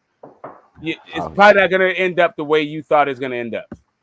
I put it like this, man. I've changed so much that I can't even fathom doing half of this shit that I used to do, man. Like it's you grow up. You know what I'm saying? You just grow the fuck up. That's why I don't get aggressive. I'm real cerebral now. You know what I'm saying? I don't get as Yeah, aggressive no, as no. I used to. Like I only like it was probably like 32, like around there, where I just realized I only fight if my life depended on it, and the way that I fight is like it's a kind of a life and death thing. Like we are going to make life and death choices in this fucking interaction. Right, and that's why I would just try to avoid them. Like what Tony was saying, it was like, well, I'm gonna do this to you, and this is what's on my mind when we in there and stuff. And it's like I don't like being put in that place because I'm comfortable there. Yeah, You know what I'm pushing. saying? And I Yeah, don't putting. like Yeah, that. I don't it, like that about myself. I'm like, it, I'm like, well, it's just the consequences are way different. Like pushing and right, shoving and rolling exactly. around the ground have now turned into now may need to kill you so you don't kill me. Yeah, it's a you know what I It's mean? like it's not cool. It's not Yeah, cool like that. Like it's just like yeah. that's where how I am. Like But yeah, I mean, so my aggression is way subdued. Like it's not really there like that no more. Like so, I don't get. It takes a lot. You know what I mean? What pisses me off is like when you just it's like moral issues. That kind of pisses me off. Like that'll get me going. Like when you morally fucked up. You know what I mean? When you just got a bad character, or you doing dirty shit on a regular basis. Like you know what I mean? And people go, "That's just the way he is," and I'm like, "That's a choice, motherfucker." You know what I'm saying? He choosing to be like that. Like, that kind of makes me upset. But that's it. If someone sits there and is like, "Hey, you're an asshole and you don't know what the fuck you talk about," I'm like, "All right, yeah, whatever, motherfucker." Like that shit don't bother me. Like it's just part. yeah. So I can respect or I can appreciate. Respect is probably too strong a word. I can appreciate people who like keep it at least the same, like the integrity of it all. Like if you, the reason why you didn't like Wilder is because of excuses, and you liked White, and now you're not into White because of excuses. I can appreciate that kind of like standard that at least you have like personal integrity. But for me, like I didn't care about Wilder, and I don't care about White. Like guys that take losses badly, who gives a fuck? Like these guys are not my heroes. Like I don't care. I'm like in it for the fights. But that's some of the things. These are also the people representing the sport that you love. So you kind of don't want a black eye on the sport when certain people do certain things. That to me I bothers mean, me. okay, here's the thing. I've had so many dirtbags represent the sport that I love. I don't care about that type of shit. Like how you take a loss is Mm, way farther than whether or not you raped a woman or like killed somebody or right. like done all this shit. Like there's been so many like what is it? That where the character has not just been questionable, but like by every objective standard Mm-hmm. reprehensible. Like I don't have this litmus test anymore. Mm. No, I got you. Um, Real fast, because I know I missed 90% of y'all's conversation because I walked away throwing some clothes. I'm about to leave here pretty soon, but I want to respond to this comment real fast. He said, real warriors avoid conflict on a physical level, and I disagree with that to the fullest. For me personally, I drank a little bit, but I never drank. Like it was only when I was younger on the weekends, but I never drank on the weekdays, none of that. So I never drank, never did any drug in my life, but I got high on fighting. I used to love it. I used to get a bloodlust. And the reason why, as you get older, for me, I avoid conflicts, and it's hard because you'll be looking at somebody mouthing off and you know what you could do to them, but you don't. But that's not because you're avoiding confrontation, it's because you know the consequences of those confrontations. If Right. society was different and you wouldn't go to jail or lose your livelihood or lose your job and etc., I guarantee you would see a lot less mouthing off and a lot more warriors, true warriors, Mm. showing their true warriorness. The problem is there's a lot of betas that run the world now. Right. So you can't be an alpha anymore because society will not allow it. So then you have people who get this complex about them because they can always pop off at the mouth and nobody does anything. The bubble. I call that the bubble. That makes me, that shit gets me wound up. When motherfucker just feel like, yeah, he can't do nothing. Or he's not gonna do nothing. That will get. Well, the thing is, that shouldn't be the war. The war shouldn't be against people who pop off at the mouth. That's what I think. What I'm saying. I think that's what he's saying. Is that once you get mature, you pick your battles and they become meaningful battles. And that you understand, like when it comes to a meaningful battle, the people you have to fight are trained, not just people who pop off at the mouth. Right. But I get it. And that's the thing too, is like when you enjoy it, when you enjoy the conflict or you're comfortable in that type of situation, that's dangerous too, because then there's really there's no you can't, like, there's no brakes. You know what I mean? There's no brakes on the ride, and you don't want to get to that point if you're enjoying it too much. I don't know. I guess my mentality is a little different because I didn't come from the best of areas, and to me, my life is peaceful. I'm in a good area, make a decent living, etc. But when I was younger, the chaos was my peace. Like I found peace in the chaos, and it used to be an addiction for me. I loved it, but again, as you get older, you have more responsibilities and you have more stuff to lose because of those responsibilities. You can also appreciate things a little more. Things that you didn't appreciate prior. Because I mean, I remember when I moved out of a certain neighborhood, and when I got there for 3 months, I was going stir crazy. Nothing was popping. There was nothing going on outside. There was no issues. There was no, and then I kind of grew into it. And then when I would go back to visit, like, I ain't hanging out here too much. No, I'm right there with you. Once, like, oh my goodness! Like I remember, I went back to where I came from. I saw people doing the same thing that they was doing when I left, and that was years ago. Still living with their mom, still in and out of whatever they was in and out of. I'm not gonna go into too many details, but I looked at them like, bro, I can never live my life like this. Like, nah, I'm not. They're stagnant. They never. There was moments when I was growing up where I was like looking around just for a second, like, is this how I'm gonna be living? Right. And it was funny too, because Big was playing, and it was like being broke at 30, giving nigga the chills. I was like, right? I was like, yo, like one of the biggest examples of what, like one of the biggest examples of what we're talking about that just happened in my mind is that like Will Smith slap of Chris Rock, and how people reacted to that whole thing. It's like, if a guy slaps you, you need to do something about it because your manhood is on the line.